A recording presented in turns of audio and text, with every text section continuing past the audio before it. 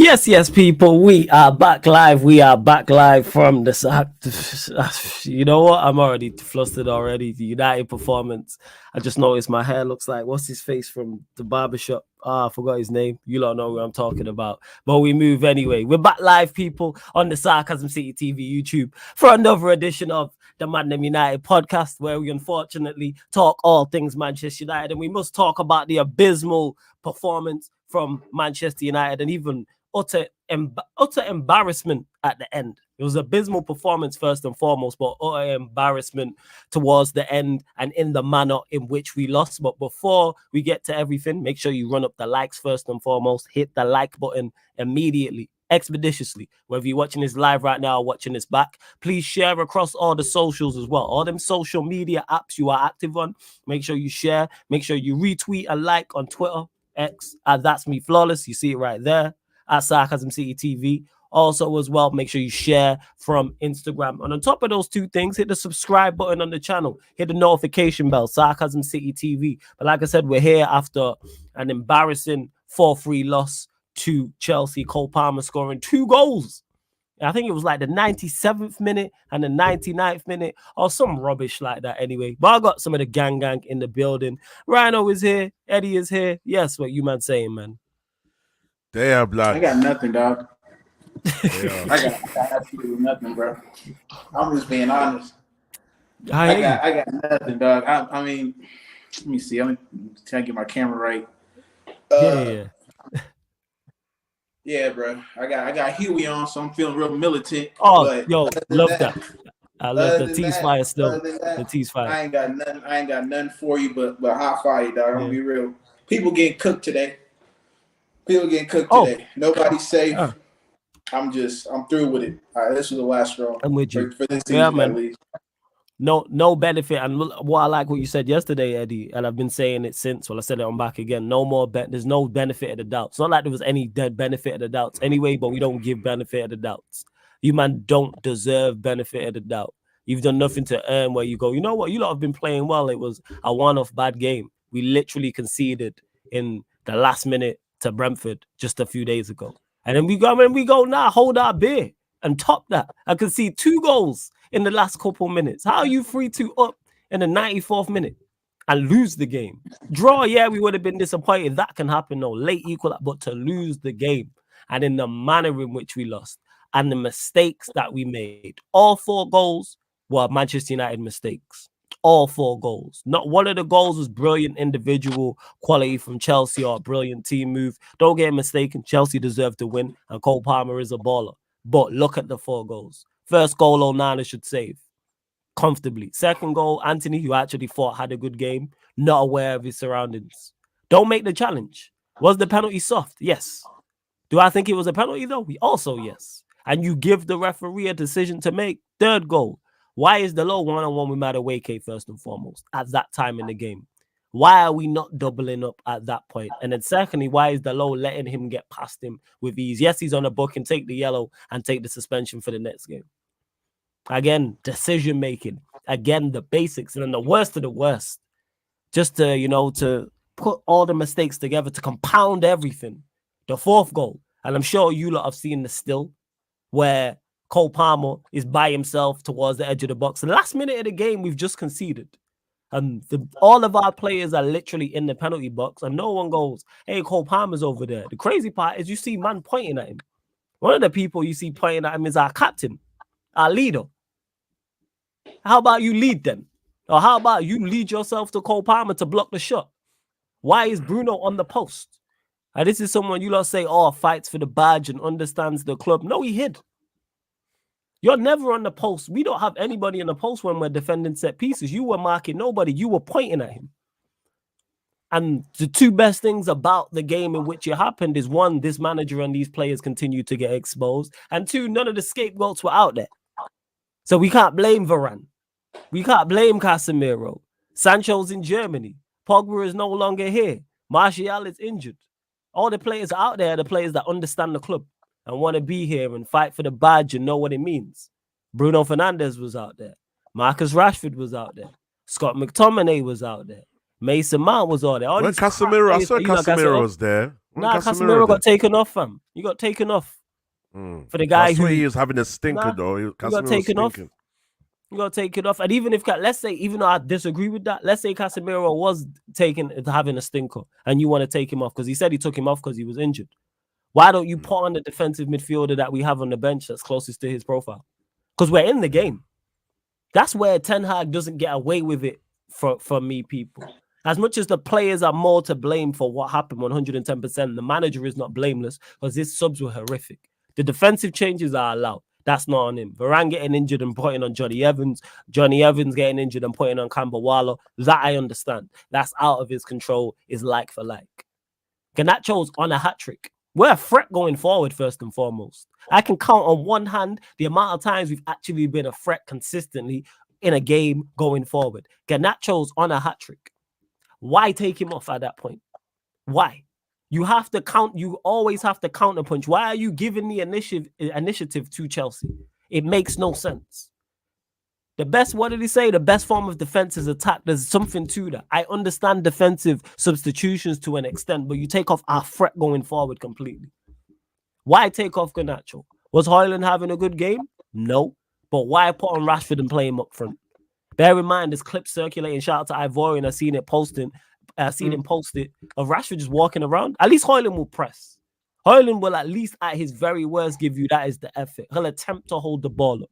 But you bring on Rashford. And then, like I just spoke about, you want to bring off Casemiro. You say he's injured. All right, cool. Why not bring on the guy who's also a defensive midfielder who you chased all summer? And you bring on Scott McTominay. And guess who Cole Palmer's shot hit to go in? Yeah, you guessed it, people. Scott McTominay. Guys that should have been on the pitch. We know he's good for a goal at the end of the game, so he lived up to that standard. Yeah, it's outrageous. Like, it's just so bad. And anybody's still backing this manager and backing these players and backing this team. How much more evidence do you need? It's staring you in the face. I noticed they're quiet because they was louder like towards the front end of the season and the middle, but now we're here and we taking L's and bad L's as well. And another record broken. Go on. That far. You can just go that little 4-3 shenanigan they pulled against Liverpool. Yeah. But even that, they was kind of quite like, they wasn't even like, oh, are you Ten Hag in? That question's died out.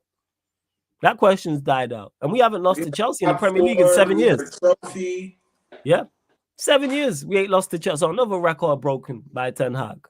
Well, yeah, embarrassing. In particular, like I said, that fourth goal. Somebody take accountability, please. But yeah, right on floor is yours, fam.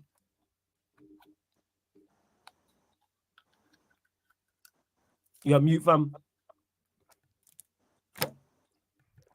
Listen, United, man. I said it before the game. If we lose this, it's just the embarrassment. Like, it's not like to say Chelsea are dead, Man United are dead, but just that principle of losing to Chelsea, like you said, we haven't lost to them in how many years? So all of that, 7 years. 7 years, bro. 7 years. And I'm happy. I can't even lie. I'm happy because I keep saying this in all the streams I'm on. Let's strip the wallpaper down and let's see the problem. Because all that keeps happening is these Ten Hag inners keep covering the walls with wallpaper and hiding all the cracks and hiding all the defects of the wall. Now we can see the wall. All the people that keep saying we're toxic, we're not real fans, why are we so negative? This is why. How good do you guys feel losing to Chelsea? Do you guys still feel good? Do you guys still feel confident? Do you guys still trust the process? Do you know what I'm saying? So at the end of the day, we've finally seen exactly what's happening. And now I don't want to hear no excuse. What can you possibly say now to defend this guy? What can you possibly say? Like, I'm so intrigued. And big upside, later on, we're going to be on the show. Flores, make sure you pull up. Eddie, pull up. We're going to have some of the people there to answer their questions. Oh, you're doing a ManDem? What is it? A ManDem talk tonight? I think it's what's the one that he does on Friday? Not Late Night Vibes. Oh, Late Night. But it's another show he's got. One of the Friday evening ones, yeah. Oh, yeah, it's 9 p.m., right? It's 9 p.m. Yeah, 9 p.m. Yeah, so I'm very intrigued. Stuff. I'm going to be rubbing my hands. Pause. I'm going to be ready. I want to know. Do you know what it is? I don't even want to know just to mock it. I just genuinely want to know, like, out of curiosity, like, Like, what process is going through their mind to back this guy? What can you honestly? What could you possibly say to back this guy? Yeah, he's clueless. What's good? What is good? He don't know what he's saying in the press conferences. He keeps saying that we're doing well. We're clearly not. Yeah. He's like you said. He's substitutions. He's set up. Even just the players don't believe him. To carry on, because you mentioned there about he don't know what he's saying and being clueless. Speaking of don't know what you're saying. Speaking of it, by the way, can I just say the two girls below us are looking 16 out of 10s today, both of them.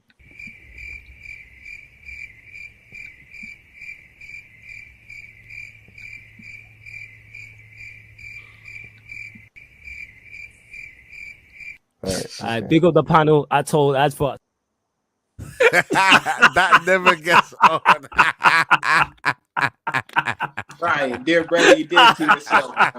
You did it to yourself. You did it to yourself. Do you know how terrible that is? You did it to yourself. I try to stand up for my dog every now and again, but nah, bro.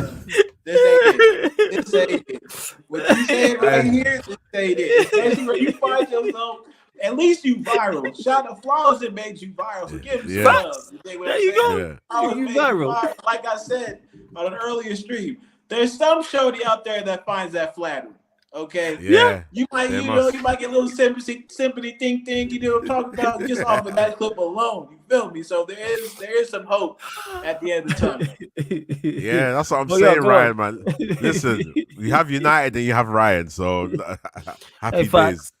But yeah, go on. What were you talking about, Rado, with regards to Ten Hag and him talking about we deserve to win the game and all that rubbish and him? But yeah, man, just you're representing a club like Manchester United, and you can't be just like you are the voice, you are the connection from the players to the fans. You're meant to tell us what's happening. You're meant to reinstall faith in us. You're meant to, summarize the game and give us faith that it's going to be okay. Not be delusional and chat rubbish and tell us about. Bro, it's embarrassing. I don't even want to repeat what he's saying because you think it's a joke. It's 5th of April. April Fool's is done, April Fool's, 1st of April is gone, and this man just still chatting crap.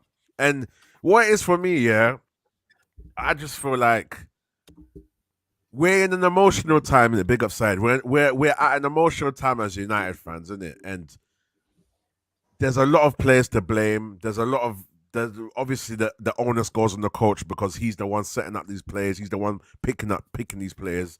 But I just feel right now I'm at a state where I just know where we are as a club, and I'm not gonna let the emotions get to me. I've got my notepad out. Every show I'm on, I've got my notepad out now because got a notepad out. Yeah, because I'm seeing so many things. Like yesterday, people were talking about Højlund and all the. Listen, I'm ready for it. I did find Eddie is ready. I was watching and I heard parts of the Højlund debate. Yeah, so I didn't get the full context of it because I only joined like halfway through. But I heard what more people were saying. Everywhere I go, we're gonna talk about it. But yeah, we'll get to that anyway. But yeah, United as a club, guys, man, it's just we've known this for time. A lot of us known this from December, November. Some of us before, some of us maybe most recently. But why I can't get stressed is Ten Hag deserves this light. He deserves us to see the real him because at the end of the day, Ineos need to make a decision and they need to show us that they mean business. So we are clear. It's clear to see, even against Liverpool, how we jammed that win. I enjoyed that win. And I said it from before. I enjoyed that win because of the bragging rights, because I wanted to laugh at Liverpool and because we stopped their process of winning trophies. That's all the only reason I enjoyed that win. It's Liverpool. We don't like the Scousers. But we're not celebrating that win because, yes, it's going to give us a bounce and now we're going to start beating all the next teams to the end of the season. No, we just celebrated the moment. And we kind of knew that from that game, we're going to go downhill most likely. So, yeah, I'm just happy that we can see the real Ten Hag. It's a shame that he said era's come to an end. He had a decent season last season. I know we can talk about how bad the league was and all of that stuff, but at the end of the day, on paper, he had a good season, innit? And he did. It was something for him to build on, whether it was the basics or the fact that the standards of where we should be at, we had a decent season. 3rd in the league. We are quite behind Arsenal and City. boom, trophy, call it Mickey Mouse trophy, build on from there. He's just gone downhill. Clearly, the pressure's got to him. Clearly, he's started the season the wrong way around. He tried to be pragmatic at the start and then now implement his style in the second season, which is wrong. Implement it from now. Go through the rough, and then when you come to the start of the second season, you can now try to bring in players because you know the problems. You've tried to be pragmatic and then completely switch your system, treat these players like robots because he clearly doesn't know how to identify talent. He doesn't know how to identify profiles. He doesn't know what to put where. He doesn't know what to put where. Yeah. That is crazy, and you're spot on. How we talk about the manager of Manchester United, and you do not know what to put where. Exactly. That's what I'm saying. And I don't know if you're going to get the analogy, but if he doesn't know what to put where, I'm surprised he's got kids. You know what I'm saying? Because you need to, you get me? Like, Brian, you feel me? Like, he's probably getting that reaction like that. Oh, no, I'm not there. Like, that's what I said.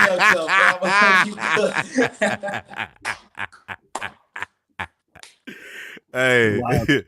Wow. So listen, man. Yeah, man. At the end of the day, I don't want to bash the manager. I don't want to bash my club. You know what I mean? Pause if you want to try pause that. But at the end of the day, this is where we're at. We have to keep it real. I don't like being upset. I don't like complaining. I want to celebrate. You know, I was watching another stream earlier, and the rivals are just laughing at us. You know, you got Chelsea fans saying Poch out. You got Man United fans saying Ten Hag out. You got Chelsea fans cussing their players. You got Man United fans cussing their players. You got Arsenal fans celebrating, deciding whether they're going to win the Champions League, deciding whether they're how close they are to winning the Prem. Bring up Sheik. Then you've got City that's doing City stuff. You got Liverpool doing their thing. No complaints there. They've got Klopp's out. You know, end of the season. Liverpool fans are just looking forward. We're here deciding what manager we're going to get next. Why have we still got this manager? What are the owners doing? We're kind of going through a process right now. So, yeah, man, it's just a dark time to be a fan. But I feel like it's the rally is this is where we're at, and there's no sugarcoating it now. I don't want to see any fake, no sugarcoating. I don't want to see it. I don't want to see it. So, yeah, let's just sink the ship, and let's rebuild, man. Let's end the season. End the season, Dave.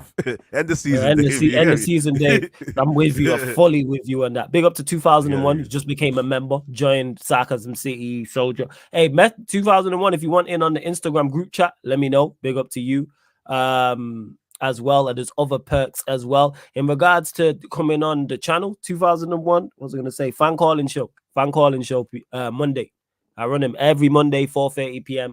UK time. That's open for you to call him. But big up to you. Also, I got the members, because you're a soldier, members Q&A on Twitch, which I'm going to run to at some point this month, 110%. But what I loved about what you said there, Rhino, was in regards to people who call out content creators and other fans and say we're negative and say we need to be positive and we're just criticizing for no reason and we're going over the top. Look at what's going on. That Chelsea game's not a one-off. One thing we are not here. One thing about Manchester United is none of us are ever shocked. We'll never say, we can't believe what we've seen. We may be disappointed. We may be angry. We might be mad, whatever the case may be. But one emotion we are not is shocked. It's just, this club again. This club again type of thing. How much that more CJ thing, Frolis?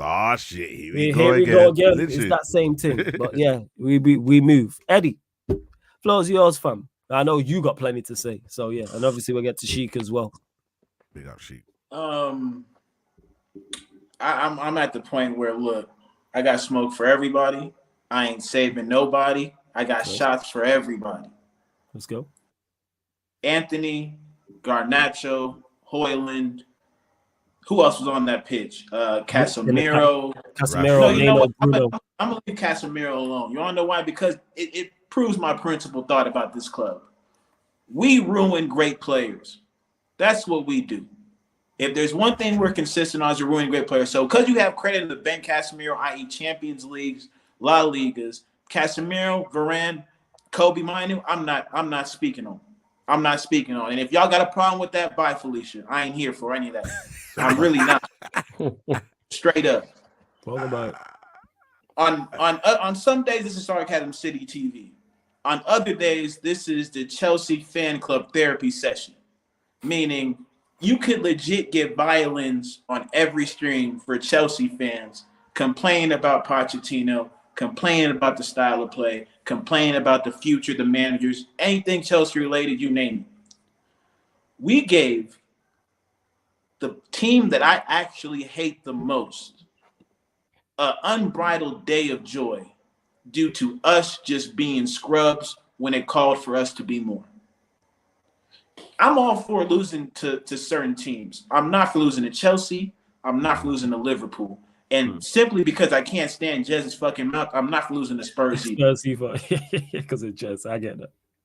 And the way that went down yesterday, I don't think we can be shocked. Because I think when we were on that watch along together, it's crazy to say, but I think Flawless said it, Sheik said it. At the 85th minute, up 3-2, we can still lose this game. We're still capable of losing the game. Yeah. What other team can you say that about? You're up 3-2, 85 minutes left, and your supporters have this uncomfortable feeling. You know what it is? It's like that Beanie Single classic. Beanie Single classic. I can feel it in the air. Oh, banger. That music video. Buddy just sitting on the couch. He don't know what's going on. He feeling his chest tight. He looking around. Next thing you know, the feds come crash through that door. And you want to know who the Fed was this time around? Scott McTominay. I called it when he came on the pitch. We're trying to see out a game. And this dumbass manager put Scott McTominay on that pitch. Well, you got what you want. He gave you a goal, right? You know, it worked for you against Brentford. Hell, maybe it could work for you against Chelsea. Well, it did work for Chelsea, just not us. You got your goal, though. Well done, Ten Hag.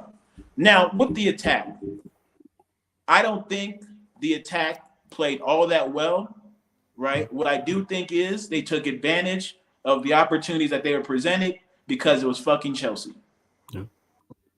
Anthony against Cucurella, we've seen what that was about. Højlund, Lord have mercy. 72 million. That's all I'm gonna say. 72 million. And in those moments, we've had Liverpool, we've had Chelsea, where you can at least give me something to look at and be like, you know what, the future looks bright. And I'll back off maybe a little bit. You couldn't even do that. I want him to drown because I don't want him to drown, fit like actually literally, but I want him to have to deal with the weight of the world on his shoulders so I can see how strong he is. Meaning I want everyone to cook this brother. I want everybody to cook him because I want to see if he has the mental fortitude to take that and come back next season, if he's here next season, because I don't know what any of he's going to do, and make something of himself. Garnacho, look, I'm not his biggest fan. Not at all. Not even the slightest. Yeah. But he scored 2 goals. Mm. And what I knew was going to happen because he scored those 2 goals, he was going to get a pass for the rest of the game. Mm. The brother is not the level of winger that we need starting at United day in and day out. And I never think he's going to be. But what I can, the only slimmer of hope I can give him credit for is that he has a blind passion, meaning that I know he's going to run. I know he's going to at least put an effort. He's going to put himself in situations to score goals. That's fine. But at the course of a 90-minute football game, there's going to be periods where he looks like a kid lost in a goddamn big-ass mall. And he can't rely on his technical ability to get him to see it out. And that's fine because you know what? I blame the manager. Simply put, I blame all of this on the manager. Talk about it. As a manager and as a coach in anything you do, it is your job to instill a thought process within your players on how to see the game, how to read and react so they don't think when they're out there on the pitch. They subconsciously put themselves in situations to succeed. That way you don't have to coach them every step. And that's what the system is for. I get what you're saying. We gave up 4 goals because of individual errors that came from a style of play that this manager has induced us to play. The donut shape that people talk about is real life. People talk about Manu looking tired. They talk about Casemiro's legs being cooked. I wonder why.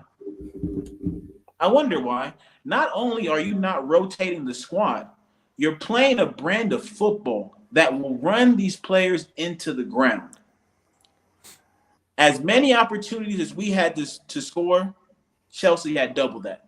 I swear we might have had 10, I don't know, maybe 10 shots on goal. I think they had 25. I think we had 19. I think. So it was that even proves my point even more. Two bum-ass managers playing a bum-ass style of football, trying to see which bum can survive this 90 minutes. That's what it came down to. And to finally just end with the manager, I made a mistake a couple weeks ago when I said Copenhagen has your chain, Ten Hag. I forgot the first person to take your shit was Pochettino. I forgot about that. So Pochettino took his chain back. He's with all the homies in IG holding it up. They at the bowling clinic. They out here, everybody trying it on, taking pictures for the IG story. And you gave Chelsea their first win. He broke up. Yeah. It'll be back in a second, people. Don't worry about that. But run up the likes. Hit the subscribe button, people. Run up the likes. Stream. I'll cut my stream. It's cool. You're back. You give Chelsea. Go on. Carry on, Eddie. Go. We gonna get to it. Run it back. Man. That's all. I'm good. I got most of it off, bro. Like pause. I can't deal with no grace for none of them. Let them die. Like let them drown people. Don't give nobody no space to breathe. It's like that right now, Manchester United. Because if those players ain't gonna hold up their standards, we gonna have to. If they want to talk about influencers and content creators, let them talk, because y'all ain't doing no talking on the pitch. Yeah, it's like that, bro. That's simple put. Yeah, there's 28 I to 19. didn't talk about bum ass Rashford because there's no reason to. Again, why is it? But you mentioned it with Garnacho about you look at the manager. Why bring on Rashford? For what reason? Even though Højlund wasn't having a great game, do not get it mistaken. Højlund was not having a good game. But did Ahmad just not save your job? He still offers more than Rashford, because at least he'll do the basics. He'll press. He'll press. He'll run around. Again, you mentioned it with Garnacho about application and applying yourself. That's what it is. Like that's what what needs to be done. It's so simple. It's like this brother has shown you through at least 30 games who he's going to be this season. He's not going to compete. He's going to glory hunt, and he's going to make every one of his teammates look less than they are because he's not carrying his weight. Yeah, that's true. It's simple with Rashford. You started off right by not playing him, but then you wanted to turn coat and play him, and you saw what the end result was. Ivorian got you in 4K, my boy. Shout out to Ivorian. Ivorian is crazy.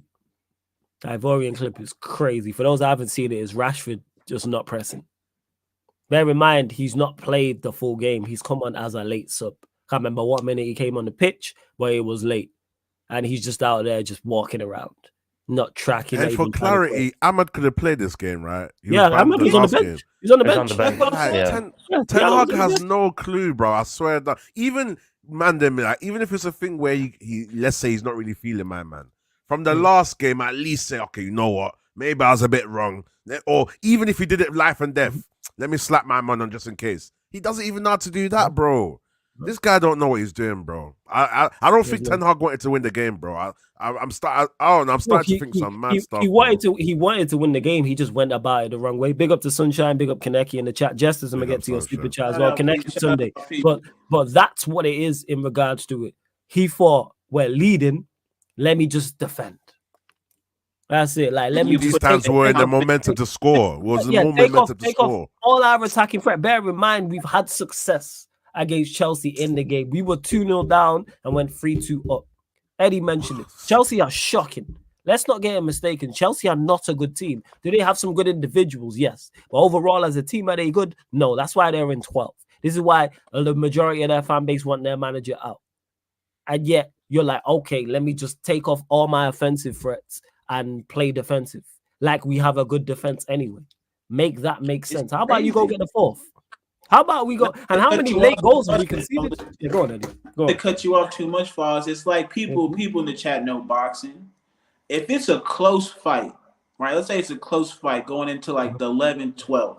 Yeah. The last thing you want to do as a fighter is be ultra defensive in the defining moments and not show the opponent that they have to at least be threatened about some type of punch.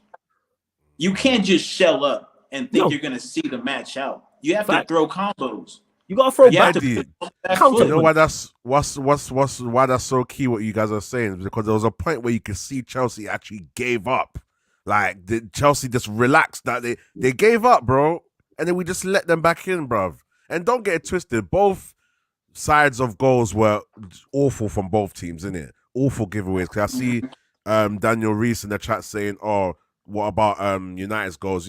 Eddie said it earlier. They were put on the plate for us in a sense. You get me? But, bruv, we had the momentum to keep going, and how can you come back 3 goals and then lose again? That's Chelsea lost back in the game. Don't get mistaken. Like obviously the Caicedo mistake for the Garnacho one. That's on Caicedo. The second goal, that was actually a good counter. No, second goal was good. That was actually a sweeping counter attack with purpose. Like Dalot was actually picked. Was it Dalot who crossed it to Bruno? Yeah, Bruno called for it. He said, that's a good goal. There's purpose with that. I don't really put that on the Chelsea defense. And then the third one, that's true. That's another good goal. The third one. But Daniel, I agree. We both let each other back in it 100% into the game. Like that's not to be disputed. That's not a criticism. Yeah, like Chelsea thoroughly did with that because the game was all Chelsea's, and then the Caicedo mistake swung the pendulum in our favor. But it's momentum. And that's what football is. And even Poch's subs were awful. I think when they was 3-2 down and he brought on Gilchrist and Chalobah. He brought on 2 defenders. Bringing on defenders, yeah. Bringing on defenders. But it's absolutely outrageous that people, how much more do you need to see? But Sheik, your thoughts on the game and everything else. Quickly, just before you go, Sheik, one thing I've lost as well is that feeling of coming back in the game and just knowing you're going to win. Like you've come back from 2-0 down to 3-2 to still feel uncomfortable. Back in the day, we never felt like that. The moment United go up, we're good. You feel me? But I've lost that sense of knowing that, okay, we're good now. We're going to win this game. Even if it's 45 minutes, 50 minutes, 60 minutes. This team has traumatized man so much that I can't remember how it feels to just win and know that we're going to win. It's calm. We're cruising now. You feel me? But sorry, Sheik. Go on, man. Yeah, man. Yesterday, well, first of all, big up to everyone in the chat. Sorry for my lateness. I was obviously asleep. Yesterday was a tough day, man. Yesterday was a tough day. Yesterday, you was going through sports. All my teams took L's yesterday. So yesterday was it was a really, really tough day. But talking about the United game, man, there's really just not much words to describe how we all feel at this moment in terms of fans. Like, I got clipped for the first time on social media in the content creator space. Obviously, shout out to Daniel Levet. He clipped us. Shout out to Daniel the prick. Wallace was literally saying at like the 85th or 90th minute, he's like, at least we didn't lose the game. At least we didn't lose the game. And Eddie said at least Ten Hag didn't get the win, right? At least that was right. That was right. But moments later, we concede the goal. That's another thing that has made the list, by the way. So everyone who's new in the chat, I don't know if you guys know about this list. United are now the first team at the 99 minutes in the game to concede 2 goals and lose the game. That's for the first time that's ever happened. And that's made the list. But hey, man, it's our fault. We don't see that bigger picture every single time. That's on us, right? We don't see that bigger picture, right? It's just crazy, man. Crazy. And talking about the game just itself too, right? This game itself was a mid-off. This game was who can out-bottle each other the most. Chelsea bottled because they were 2-0 up and we came back into the game. And then we were like, hey, listen, hold my beer. We'll out-bottle you guys real quick. We end up losing that game 4-3.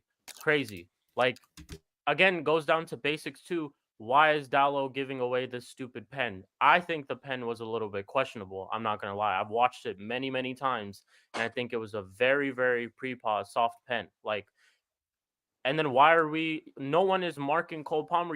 There's that picture where everyone is pointing to Cole Palmer. But not a single one. Including our captain and leader. You know what I'm saying? Who's led us to great things. Captain. Exactly. Yeah, let's not forget Sheik, imagine you're on the battlefield and everyone's like, there's the ops, but no one's bringing out their weapons. Everyone's just like, Yeah. So what does that tell us? Crazy, that there's no sense of accountability, there's no sense of initiative, there's none of that in the team right now. And who do I look at when it comes to all of this type of shit, this behavior? Rashford too. I've seen clips of him just jogging around. And didn't Rashford a couple of weeks ago in an interview say don't question my commitment? Didn't he say something like that?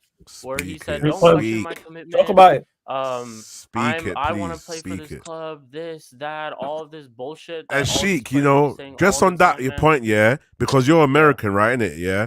Mhm. It's so perfect that you're saying this as well, because I had a debate with Temi, Griggs, and CK, and we were speaking about this whole Rashford commitment thing and off the pitch and on the pitch stuff, yeah. And I want to ask you, because you're from overseas, and obviously sometimes we have a lot of culture differences in it. So their point was that we in the UK we're too harsh on football players, and they're basically saying that in America you guys don't really care about what happens off the ball. Like if everyone's partying and doing what they're doing, it's separate to the sport, innit? And Eddie is here as well, so that's interesting. I wanna understand this. So I was trying to explain to them that, look, there's a lot more to the UK PR than that meets the eye, in it. Like there's a lot of underlying things, there's a lot of things behind the scenes, in it. So I was basically saying to them, look, in round here, I don't know, I can't speak for you guys, but around here, if your team loses in a Manchester derby or whatever, we don't want to see you enjoying yourself, because you're committed to the club, innit? You're meant to be committed to the club, and the club has put you to where you are. The only reason Rashford's who he is basically Manchester United, and obviously his talent in terms of the food giving and all of that stuff. But his fame has started from the football club. He's contracted to the football club. We want to see a mentality where you're upset and you're pissed you lost that game. Fair enough, if it's your birthday and certain things, you must celebrate. Your birthday must still go on, but we don't want to see you enjoying life when your club's in the mud. You get me? Like, commit yourself to the club and at least do your thing in the background or whatever. Cool. So I want to ask you, because this is the specific interview they brought up.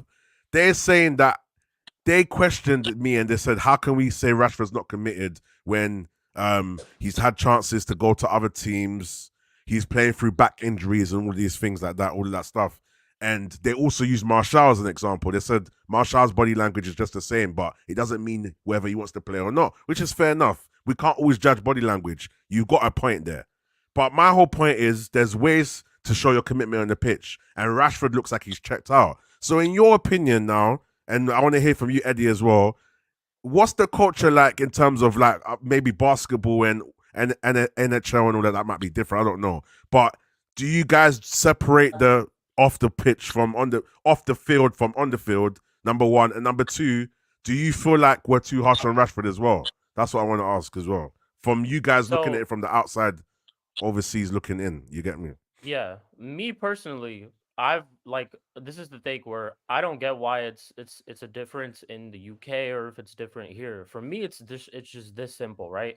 If you're at the end of the day still an employee of this place, of a club, of a team, of all of this stuff, right? You're getting paid big money to perform day in, day out. At the end of the day, in terms of like abuse, right? Like over the top abuse where people are just, all that stuff I don't even really want to get into. Yeah, I don't agree He's with a that human as well. being at the end of the day. You don't want to obviously do stuff like that. I wouldn't want that on myself. I wouldn't want that on any of you guys as well. Facts. But when you're coming out in an interview and when people have been questioning you for years, right, where we're saying you're not committed, you're not the one who's been, doing the work and all that stuff, you had a chance to go out and say something and you responded. And you responded by saying what?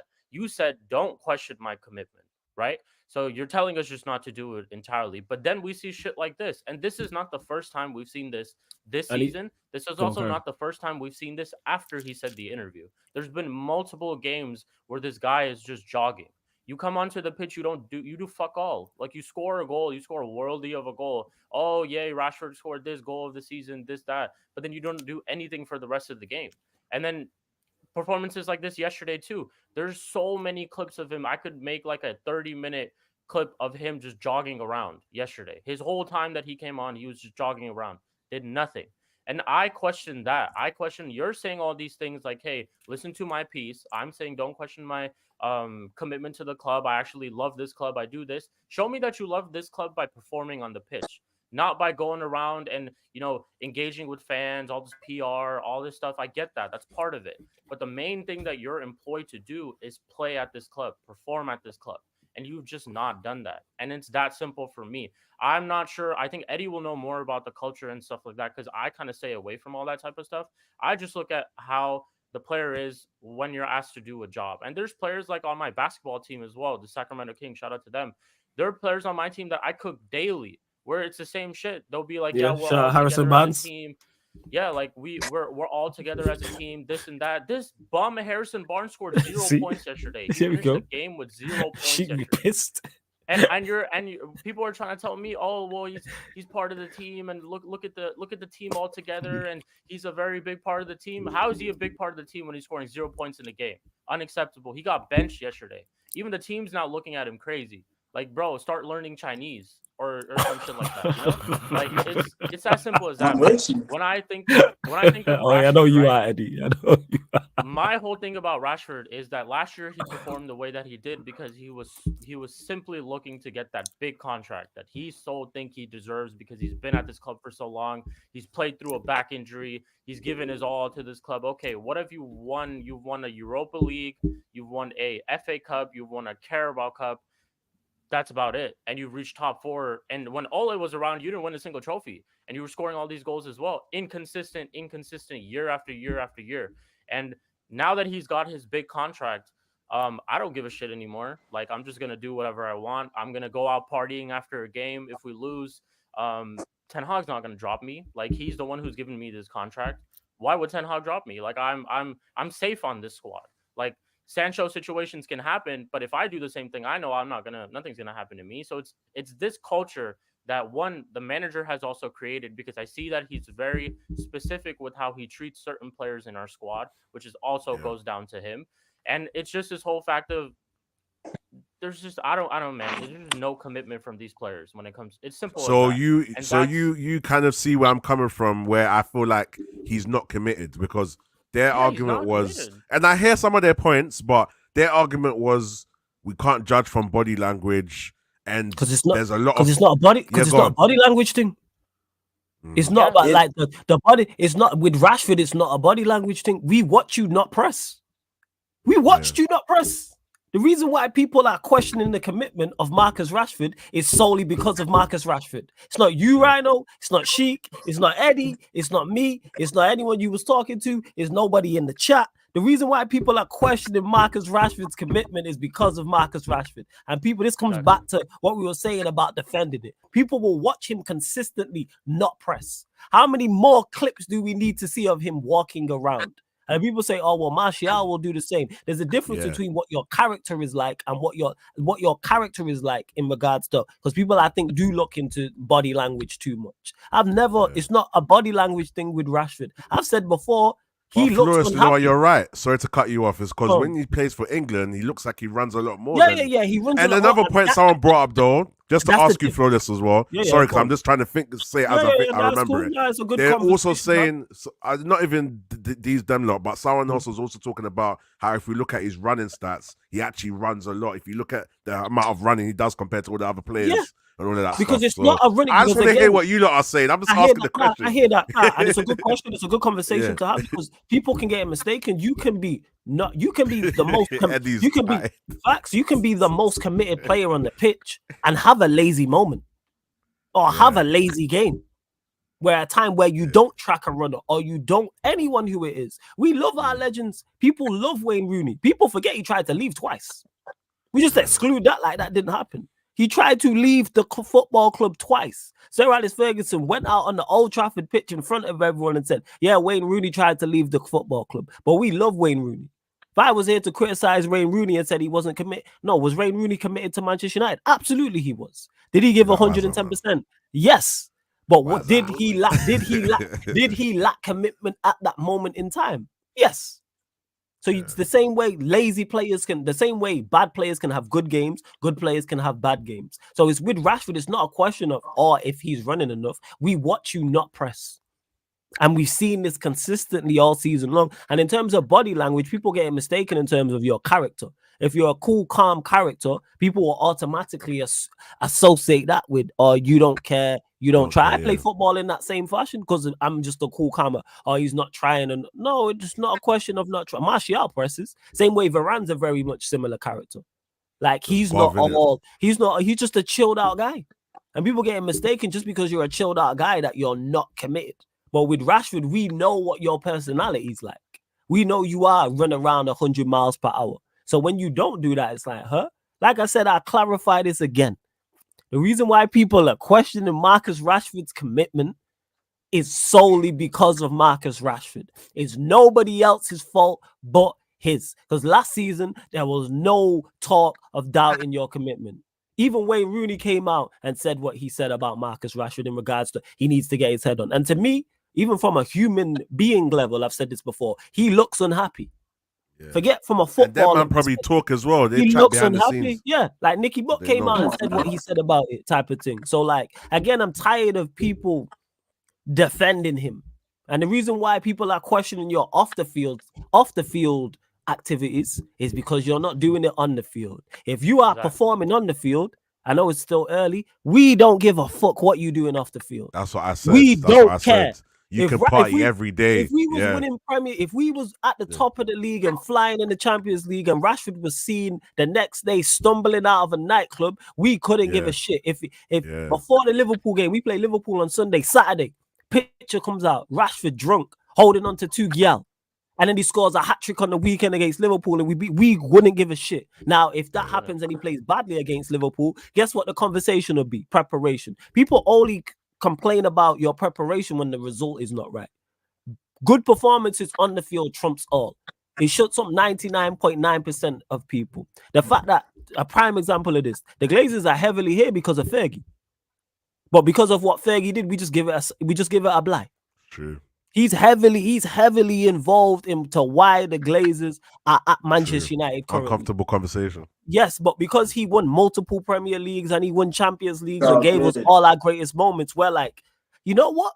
We'll give you a blight. And I give him a blight on it too. Same with Wayne Rooney. Part of some of the greatest Manchester United sides I've ever seen. So I give you a blight for trying to leave. But don't talk about commitment when he tried to leave twice because. So last question for this, because you're on the roll. Go on, I'll let Eddie go. And I want to hear Eddie as well.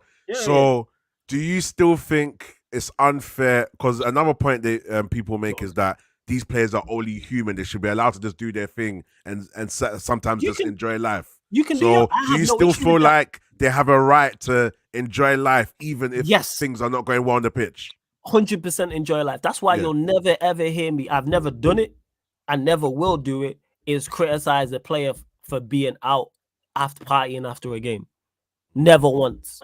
Are you doing something that is detrimental to you being on the pitch? So if you're drinking or you're smoking, that could be detrimental to what you're doing on the football pitch. That's how I look at it. Is it affecting you from a physical or mind? Enjoy yourself. It's like when Sancho received criticism for going, I think he went Paris or Milan to the fashion, let him do his thing. I have no issue with players enjoying themselves. No issue. What I say is, you know you're going to get criticism. Be smarter about it. If we've just lost, even though you should be allowed to, which you are technically allowed to, you know you're going to, let's say we lose to Liverpool heavily. Don't be out on Monday night in a club. Just don't do that. If you really want to, you should know the thing. Yeah, you know the thing. And unfortunately, even though it's not right, because of the privileged position you are in, that's just one of that's just one of the negatives you have to take with it. That's just unfortunate. The pros and the cons. You have like us as content creators, we are all blessed as content creators to do what we do. All blessed to an extent. The negative that comes with it, that's just unfortunate. If you are successful and it's publicly noted, you are going to get a level of hate and a level of criticism. Yeah, the criticism. And the more you grow as a brand, whatever that case may be, the more wild the content. I mean, the more wild the criticism receives. You'll hear some of the shit people say to Saeed. You hear people like Chung. You hear people like Chung in the chat saying talking rubbish again. Just again, rather than actually have the conversation, rather than say no, I disagree. So to you, Chunky, what are we talking rubbish about? Hey, like, don't pay him no mind. Don't pay him no mind. That's probably Rashford's brother on the burner or something like that. Don't pay him no mind, dog. Yeah, go on, Eddie. I said a lot, but the floor is yours. Yeah, go on, Eddie. Go on. Rashford is lucky he's doing this in the UK and not the US, bro. Let me tell you that right now. I want to hear it, Eddie. I want to hear it. So. He's lucky he's doing this in the UK and not the US. We got this term called contract year here. Sheik brought it up. Some brothers, because again, they come from the struggle, right? A lot of times, a lot of these athletes come from the struggle just to get the mentality point out there. Like, when you do enough to earn that big bag and them stale ass sheets turn into satin sheets, unfortunately, some of them lose that hunger. They lose that commitment to the game. And you know what's crazy? You can never say that about the great ones. You can never say that about the great ones. LeBron James goes out there and gets drunk every now and again. He be sipping wine on podcasts. He gets the work in. He shows up to training every day. He shows up to his own personal training after that. He shows up for his teammates. You can't say the same about Rashford. And to them brothers, I don't know how they thought they could get away with this. With me, it's not going to happen. He's lucky he's not here. He'd be cooked. Point blank, period. I want to do a debate on it, so I'll probably get you guys. Let me know. Let me know. Every morning, we got people like Stephen A. Smith. If Stephen A. Smith paid attention to football, aka like with Marcus Rashford, he would be calling him a scrub, a thief, a con artist, all the negative connotations you could think about a footballer, he'd be calling him, because you earned all that money and you've now not turned up how you're supposed to. Think about this. You are a highest paid player, most seasoned Manchester United kid, and you're not the captain. You're not the captain. You're not. I don't even think he's the vice captain, if I'm being honest with you. No, I don't think you came through the academy. Who's the vice? I think it's Varane, isn't it? Yeah, I think it's Varane. You came through the academy. You are Mr. Manchester, and you are not the captain. That speaks volumes. I think honestly, not to just continue to shut that take is soft. It's real deal soft. We can, of course, question your commitment. You all know why? You've shown us your level of commitment this entire season. You said you were sick. We find you drunk in Belfast. Sancho was kicked off the team for less, in my opinion. You told your players, you told your teammates, oh, I don't feel too well. And we see you getting drunk with some waitresses. I see you. That's why I call it little baby. I see you at the concert with the bucket hat, enough change not to see your neck.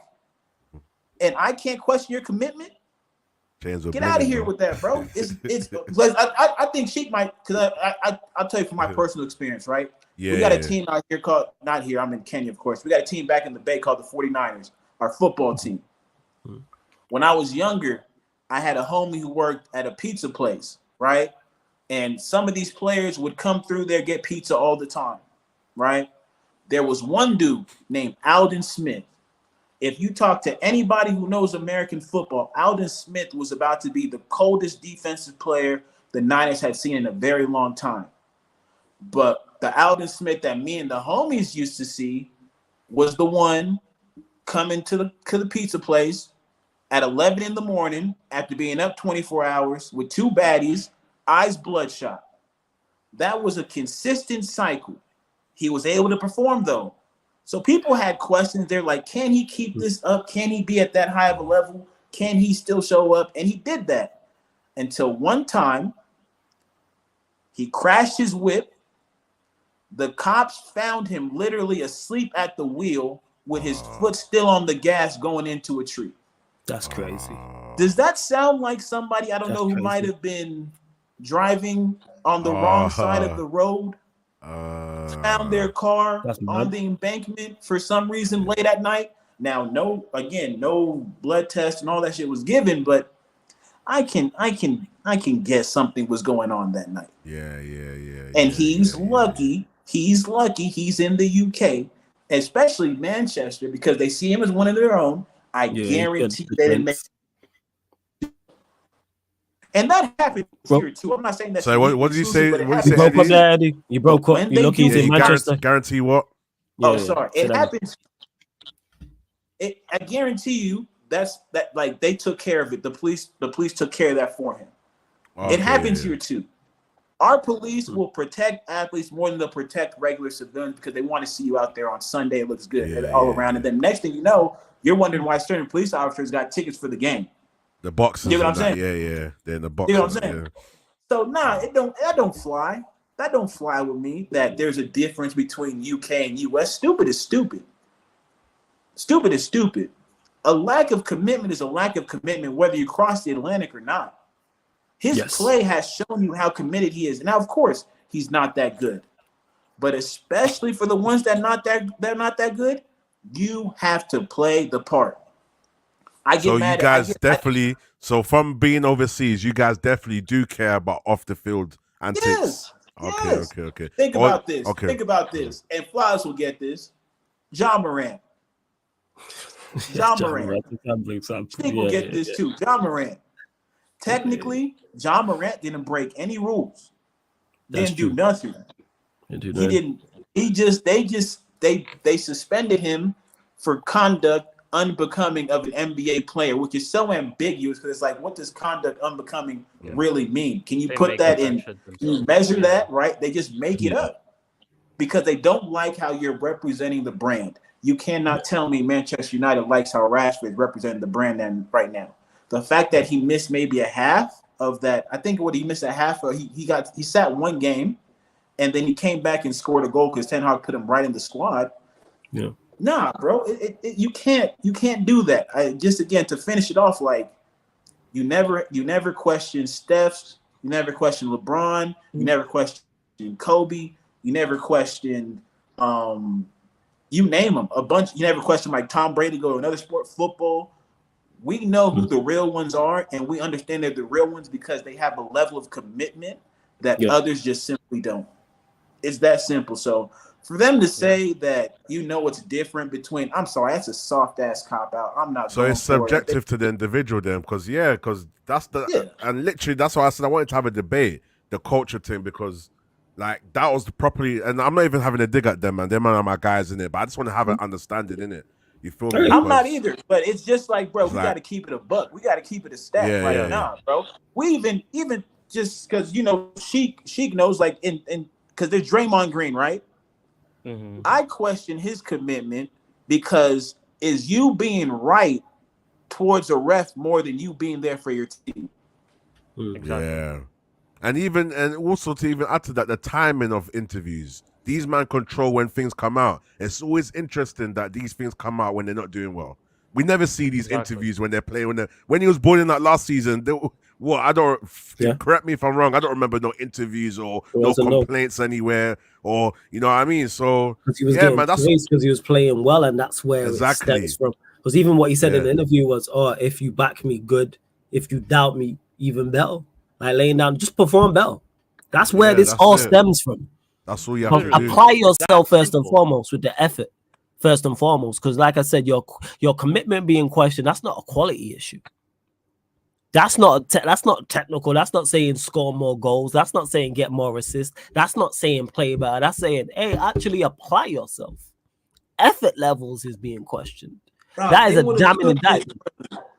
Yeah. You lot would have got to me. It's crazy to hear that, yo. Like, I don't think it's crazy they said that because I think it's quite mild. Like, you guys don't have a sports news cycle that's 24/7. I think, right? Like, it's not like they talk about this shit every hour, every day out here, sports. So if you are, and they love the drama. So if you're a guy who gets caught drunk out, if you're a player in the NBA, whatever you name it, and we catch you in the lie, you're getting cooked. Simply put, you're getting cooked, bros. That's why I can't believe they actually said that, because he's getting off light. Yeah, that's what I was saying, because I feel like there's a misconception. Before you get to that. Oh yeah, go on. First and foremost, big up Staffy. We got Mr. 16 out of 10 Ryan, who says Staffy just showed it again on his channel with Northside and Rum.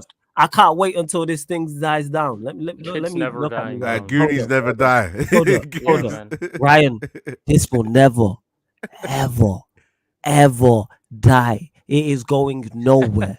I will play the shit at your wedding. Put me on after. At your funeral.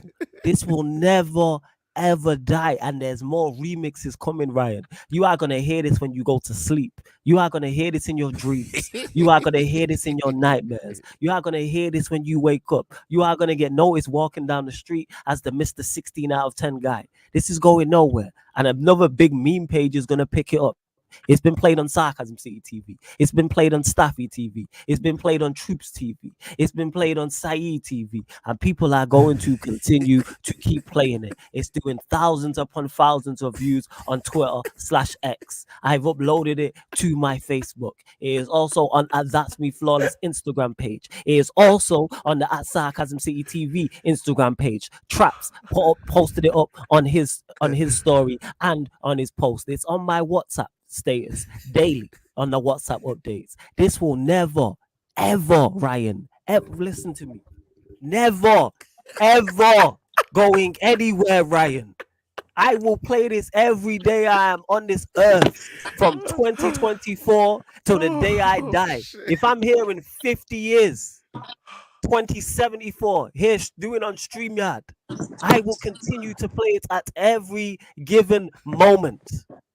Just to let you know, never gonna stop. You know, they say you can't stop the rain. That's it. You cannot stop the rain, Ryan. Word to Lampard from PMF. You can't stop the rain. Never, ever going anywhere. This is going to get played everywhere. This will get played at your wedding, the birth of your kids. Your kids will know about this. Your kids will know about this. This will go down in generations of Kawajas to Kawajas to Kawajas on everything. I'm telling you now.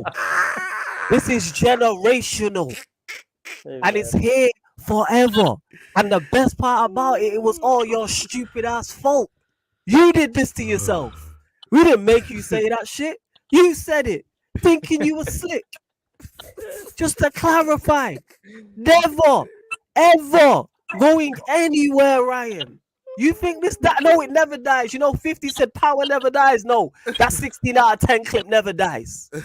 You see how Marvel just been out here for years with spin-offs and films and part 1s, 2, 3s, and 4s and what's it called, and spin-off shows?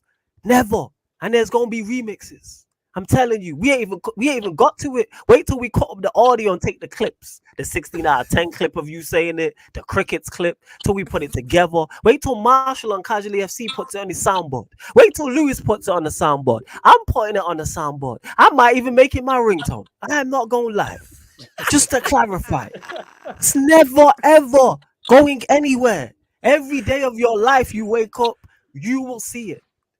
You will hear it. I'm telling you right now, never ever going to stop. Sarcasm City TV for life. You know, what did they say in NWO for life? No, 16 out of 10 for life. This won't stop. I am passing this down to generations below me.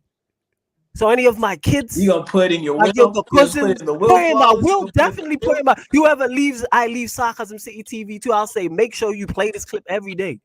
I am playing it every generation below me will play this clip. Sarcasm City TV will never die. I'm giving this shit to someone. And we gonna make sure it lives on and on. And you can't stop the rain. You can't stop it. Ryan, man said it. I wait until this thing dies down. Are you crazy? Clip that as well, people. What are we talking about? Brother Ryan, your best advice is just to lean into it. Call yourself Mr. Viral and let it cook, dog. That's it. Embrace it. You can't listen. You open yourself up for the shot. What you mean? I can't wait until this thing dies down. Dies down. It's never. The optimism is just crazy. Yeah, the hell of optimism. Flores, I got an idea for you, I'm going to say it live as well so no one copies it. Flores, you and Ryan might as well make a show, the 16 out of 10. A 10 show. Hey, I might make the tease, man. Yeah. I might make the tease. I'm not going to lie. I might make the tease. The tease, yeah. I'm not going to lie. I am not going to lie. I said, Flores, he was like, the Kawajas. The Kawajas will know.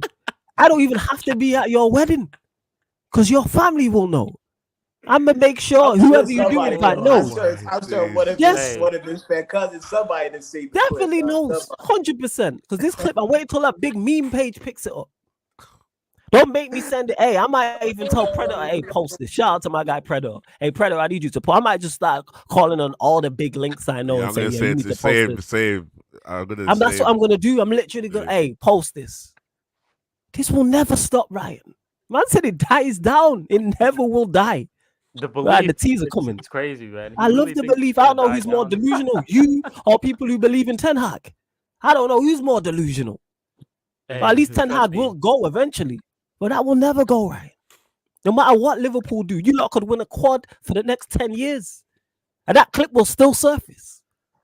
That will always be the comeback, and there will be more edits. I'm telling you this right now. Never, ever, ever going to stop. Ever. You will see this and hear this for the rest of your days. Like that, bro. It's you know what I'm like saying? that. Hey, and when we both go and we both end up in hell, I will be down there playing it too. Me, Satan, Lucifer, we're running it too. What are we talking about? In the afterlife, we gonna play that clip. What are we talking about here? Just to clarify. Like, the potential, like I said, the potential for this is limitless, bruh. So your best advice, because again, there's gonna be more remixes to this than the Kendrick Control verse. I'm telling you right now, it's not gonna stop.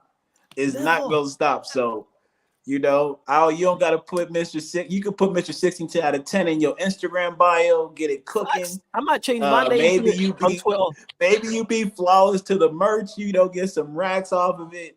You feel me? Like, hey, brother. I'm going to visit my guy. I'm probably going. Yeah, I'm probably going tomorrow to visit my guy who does merch and see what I can do and get 16. I just need to figure out the font. If you don't got any font ideas for 16 out of 10, so it was 16 on the shirt, it will say 16 out of, and it'll say 10. Just let me know font ideas. That's what it is. I need to know what type of font you lot want. 110%. He thinks it's going somewhere. Man said dies down. What? Hey, that's what I'm saying. The optimism dies down. Do you think this is going anywhere? Man said this dies down. Hey, Flo, let's run the clip. By the way, can I just say the two girls below us are looking 16 out of 10s today, both of them.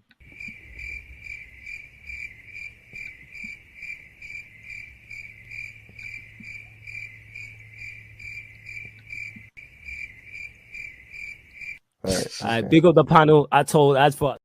Nah, that is not gonna get old. I'm sorry. I'm so sorry. I'm so sorry, Ryan. It's not. It can't. It can't. The level of joy it gives me, and I feel like I see something new every time, even if I've watched it 100 times. I was just about to say that. I don't know what it was, Ryan. For some reason today, y'all's face just hit different, bro. Y'all's face hit different. She is not. I've never. This is the craziest thing. In my whole time of just watching anyone, I have never seen this sort of like uproar. This clip, like this clip is probably playing in like my hometown right now in India. You'll probably know about this shit. Like, this is what I'm saying. I've never seen this before. Hey, you guys want to question Rashford's commitment? Don't question his flawless commitment when it comes to this shit. That's what I'll tell you. And I heard it's years old as well. I heard it's crazy years old. Even in the bottom of the screen, the reason why I say big up the panel is because Jess says big up the panel. I think it was because he's mentioning Kepa. So Kepa was at Chelsea and playing. So it's like 2021, 22. I'm thinking it might have been Carabao Cup. When did he refuse to come off? Was that the Carabao Cup final? Carabao Cup. Was it 2020? What year was that? That's mad. Was it 2021? Because Aaron said it was on a show with Aaron, and Aaron was like, "Yeah, he remembers that." Like, I was like, "Oh, you know how you can tell because look how long my hair is now and how short it was back then. That's how you know. That's how you know." Yeah, it's like 2021, 2022. A man said, like shout out to Staffy because I seen Staffy, Rhino, Sunshine, Temi all played. It was great, and Temi was like, run that back. It was. You know what's funny for all this? Like them that was basically obviously I don't know if you guys have seen it. I watched the clip. I watched it. Yeah, basically this the 10 Hagrids and man said the girl should have given me her number. That's exactly what you say to the presser, you know. My game was good. She should have given me her number. I said the right things. You're delusional, my brother. It's crazy. It's crazy. It might be. It might have been 2021. It might have been because I'll have to ask Jez. Yeah. So it wasn't before COVID because that was lockdown time. So it was that era. So I think it was like 2021. I think. It was around Don't worry, them times. Flawless. I've added it to my StreamYard already. I'm ready. Oh yeah, man, run that, man. I'm saying, Run hey, that. Ryan, just be a good sport about it. Lean into your villainhood after your villain arc after this, dog. Just go cook. Yeah. Just go cook. That's it. Go cook, but you cooking. You know what I'm saying? With no gas, because he ain't gonna lean into it. You know what I'm saying? Shout out Ryan, and like I say, the remix is better than the original, but we still gotta give props to the original because that's what stamped it. So by the way, can I just say the two girls below us are looking 16 out of 10s today, both of them. Right, all right, big up the panel. I told as for. This is crazy, I feel like the auto type on Flawless's keyboard, if he just puts in 1, it's gonna be 16 out of 10 to finish it out. You feel me? Oh yeah, facts, yo, facts. I need to figure that out actually. If I don't think you can, I wish I had just to press one button. And Flawless has knocked him down, and Flawless is still hitting him while he's still on. Oh yeah, man. Like word to Young Ill, man. A car battery, you gonna get jumped when you dead. You know what I'm saying? That's just what it is. Word to Young Ill. Ed, yeah, hey, that's what I'm saying. Hey Ed, we gonna call it's not Ryan anymore. It's Risen. It's Risen. It's Risen. It's Risen. Lean into it, my boy. Shout out Ed. Advice to you, Ryan.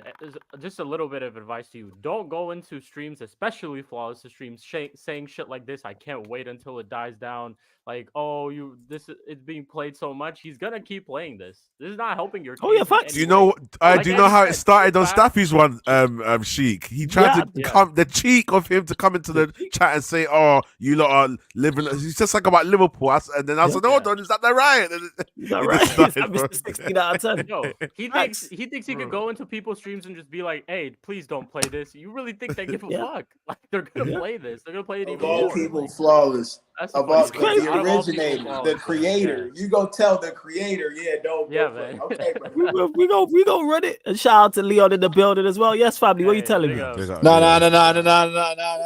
16 out of 10. 16 out of 10. I've had to lock off, bro. I've had to fucking 1 sec. Just going past the old bill. I've had to 16 out of 10. I've had to you know what? I've had to. You know when the clip comes on, I have to just shut my eyes. I can't watch it, bro. It's that bad. It's so bad. But how is everyone? Hopefully, it's been a good therapy session. Obviously, last night was on stream till 4 a.m. So that's fucking. Oh yeah, we was doing work, man. Putting in the work. Putting in the work. But we got it out. Paul. We got it out like the first hour. Then we just been cooking Ryan for like the last 15 minutes. So yeah. He said some dumb shit. That's the thing, is he brought it on himself. Like we even say that. Shout out to Staffy though. I'm gonna go watch that one as well. Cause I want to. Hey, anyone who plays the clip, if you lot see it in the chat played anywhere, just let me know. Just so I make sure it ends up on my Twitter. What, does Ryan know that he's starting to go viral? Is that what you're saying? Yeah. I put it out. How's his reaction? He's just like, because he DM'd me, so I tweeted it out. I need to put it on my actual. Did I put it's on my Instagram story as well? Because he was like, I see a comment everywhere. Message in the chat. Yeah. Got you. I was gonna say there's gonna come a time where people are gonna walk up to Ryan on the street and be like, "Hey, aren't you the guy who was part of that 16 out of 10 clip? Can I take a picture real quick? Yeah, can I take a picture? 16 out of 10 Riz. You know what I'm saying? That's what it is. Riz. Yeah, man. Riz. that Eric Ten Hag press conference, Riz. Word to traps. It's not even B-Tech, C-Tech Riz. Hey, run up the likes, hit the subscribe button. Sheik, I know you got a dip though. Let them know where they can find you, what you got coming up, all that good stuff. Yeah, you can find me at Sheik TV, obviously on the YouTube. We're on the road to 300 subs right now at the moment. Big up to all y'all, man. Absolute. It's always good, at least when we lose games, we have a little bit of a therapy session where we can kind of talk about all this shit. So it's shout out to all y'all. Shout out to you, Leon, as well. Respect, my bro. What I do have coming up, I still have to. If Curry P's in the chat, bro, I've asked you already, but we might do a Mud Brothers show tomorrow on Saturday where I will absolutely get cooked. So if you want to see your bro take a chili shot or a shot of vodka on stream, I will be doing that because we do this thing called a Ultimate Mud Brother Challenge. And clearly us United fans are in the mud this week. So I will be doing that tomorrow if we're able to. If not, unfortunately, we will do a match preview for the Liverpool game. Unfortunately, I will be on the watch along for the Liverpool game and then unfortunately I will do a match reaction to the Liverpool game. My final thing is, Ryan, hold that. 16 out of 10 times this clip will get played. And that's what I'm gonna say. The odds are that 16 out of 10 it's gonna get played. And yeah, big up to everyone. I'll catch y'all in the next. Hey, Sheik, look, before you go, hey, you lot, make sure you subscribe to Sheik TV. Links underneath in the description. Also on the featured channel page. Obviously, outro. So Sheik, floor's yours. Do you want the original or the remix played? Hey, you pick. Hey, DJ, no, hey, please DJ, don't, remix, please. Hey, This has been the remix. I got you. I can't do this, man. I can't do it. Can I just say the two girls below us are looking 16 out of 10s today, both of them.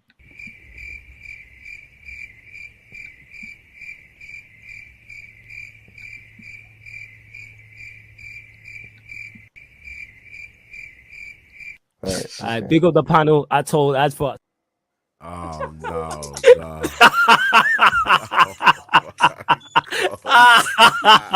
It's so bad. It gets worse every time you watch it. It gets worse every time you watch it. It's just like that. I'm usually a jokey guy. I just think it's horrible, man. I'm not into it at all, man. Look at Leon with second-hand embarrassment. No, man, It doesn't get worse. It gets so. I It's love awful, it, man. It's so bad, man. It gets so much better every time I watch it. Crazy, it's how happy he is with the reaction as well.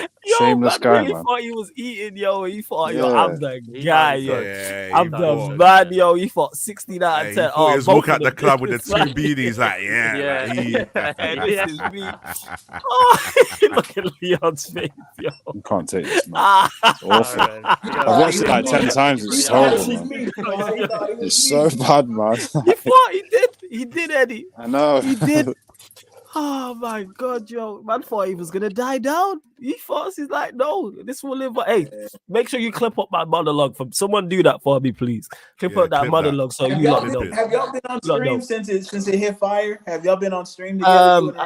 Nah, he's on tonight actually. He's here tonight, people. Not me and him, no. No, it should be he banned, said he's man. gonna get explained. If I said he should. People tuned in. Two did. That's because he said here.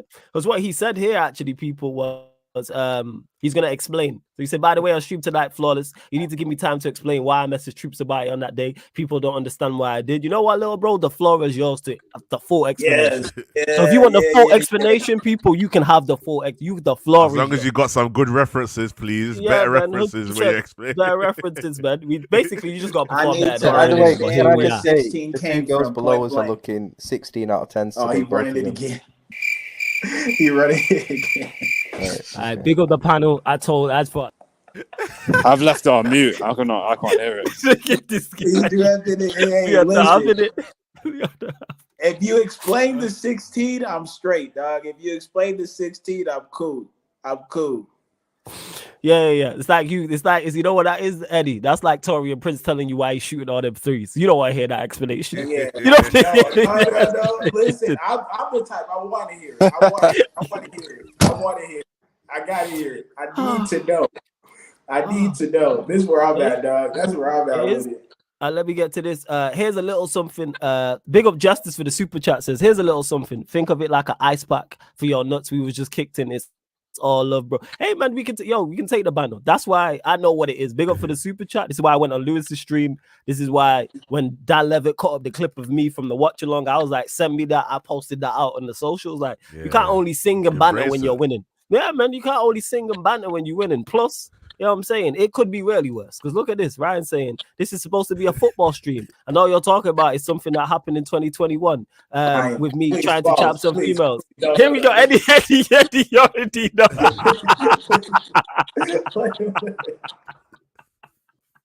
Eddie, I understand. Eddie,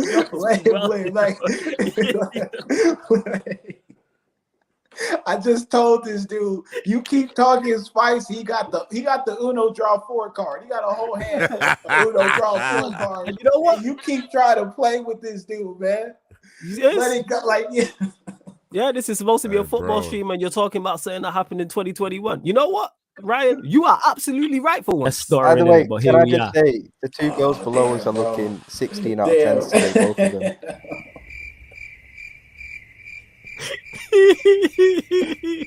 Oh, man. Hey, man. I big up the panel. I told as for. Do you know what's so mad? Yeah, it's like he proper says with me trying. I don't even think that was a try. It's the most the only try that I know. What's that sport where they got tries? Is it rugby in that? Like? Yeah, it's rugby. Yeah, they got tries, yo. They got tries. Big up, sir. The super chat. You says flawless. Please give Ryan 60 to 10 minutes to explain. I got you. Oh my god. I don't want to be on camera right now. Yeah, Warrior Jake. There is United Liverpool show today. Ryan will be on. Rums will be on. Maybe a couple others as well. But Rums will be on. Maybe G. Maybe a few others as well. But yeah, we will get back to the football, people. Hey, as bad as it is for Manchester United, it's never 16 out of 10 bad. We're never down that bad. You know what I'm saying? We just conceded 2 embarrassing goals in the last 97th, 99th minute. And I still feel better than Ryan. And that clip was 2021, like he said, 3 years ago. Hey, Ryan, man, we gonna keep running it. Yo, Leon, you there? We back to football. I'm there. All right, cool. Thoughts on the game? Talk to us. I kind of said it last night as well. It's kind of like the last goal sums up our whole season. That's literally what the whole season was like. It's like the lack of quality in the squad is one thing, but the lack of desire is everything. And I feel like it's just the game yesterday summed up the manager's reign at the club, to be honest with you. Because it's like poor selection again, some poor in-game management, some okay, but okay is never going to be good enough here. And then just the lack of idea of what to do in basic situations. So when you're trying to like defend a lead or when you're trying to score another goal, it was just all around poor. That Chelsea team gets done by another United team, even if it is 5-2 or 4-2. It's just so poor. So I think at the end of the day, we get what we deserve. They had 28 shots on goal. We had on target or on goal. We had 19. No, we had 19 shots. They had 28. In regards to on target, we had 5. They had 10. Yeah, so it was a game of poor quality at times, but also a game of some amazing moments. Kind of exciting game in a way, but yeah, it's just I don't know. Like I'm a fan that's taking his emotions out of this. I don't get like people are screaming and shouting and going mad about it and stuff like that, and they're right to express themselves how they want. But I've been watching the same shit for time, people. So like I don't have any confidence when we're 2 goals up, never mind 1 goal up. So, but that last goal. I know people are kind of trying to slate Dallo and stuff, but that can happen in football when you get done and then you're trying to catch up and you slip. Do you know what I mean? Like that was the 3rd goal. The 4th goal obviously was the shocking. I don't blame him for that. Yeah, the shocking corner. I don't know, guys. I think it was a nothing game as well. Like we win, where are we? We've lost, where are we? I don't know. I'm more looking forward to the summer, and I'm just looking forward to seeing how serious these Ineos people are. So I think that they probably woke up today pissed off with that as well. So let's see what happens. He was there. He was there, wasn't he? Yeah, bro. That's the best part. That's what I was next to Schmeichel. He was there. He was next. It was Brailsford, Schmeichel, and Sir Jim all in one row, right? And that's so poignant what Leon was saying, because this is our style of play. You said it earlier too, I think. How many goals we concede in such a short amount of time? Yeah. This is something that's not new for Manchester United. Like, we do this. This is how we play. A big part of the reason is because of this manager. This is every week. Like, it's every week. Again, I think I saw it on Instagram. Like, Onana's seen like 225 shots. Fucking Raya's seen 77 about in this calendar year. Choke team.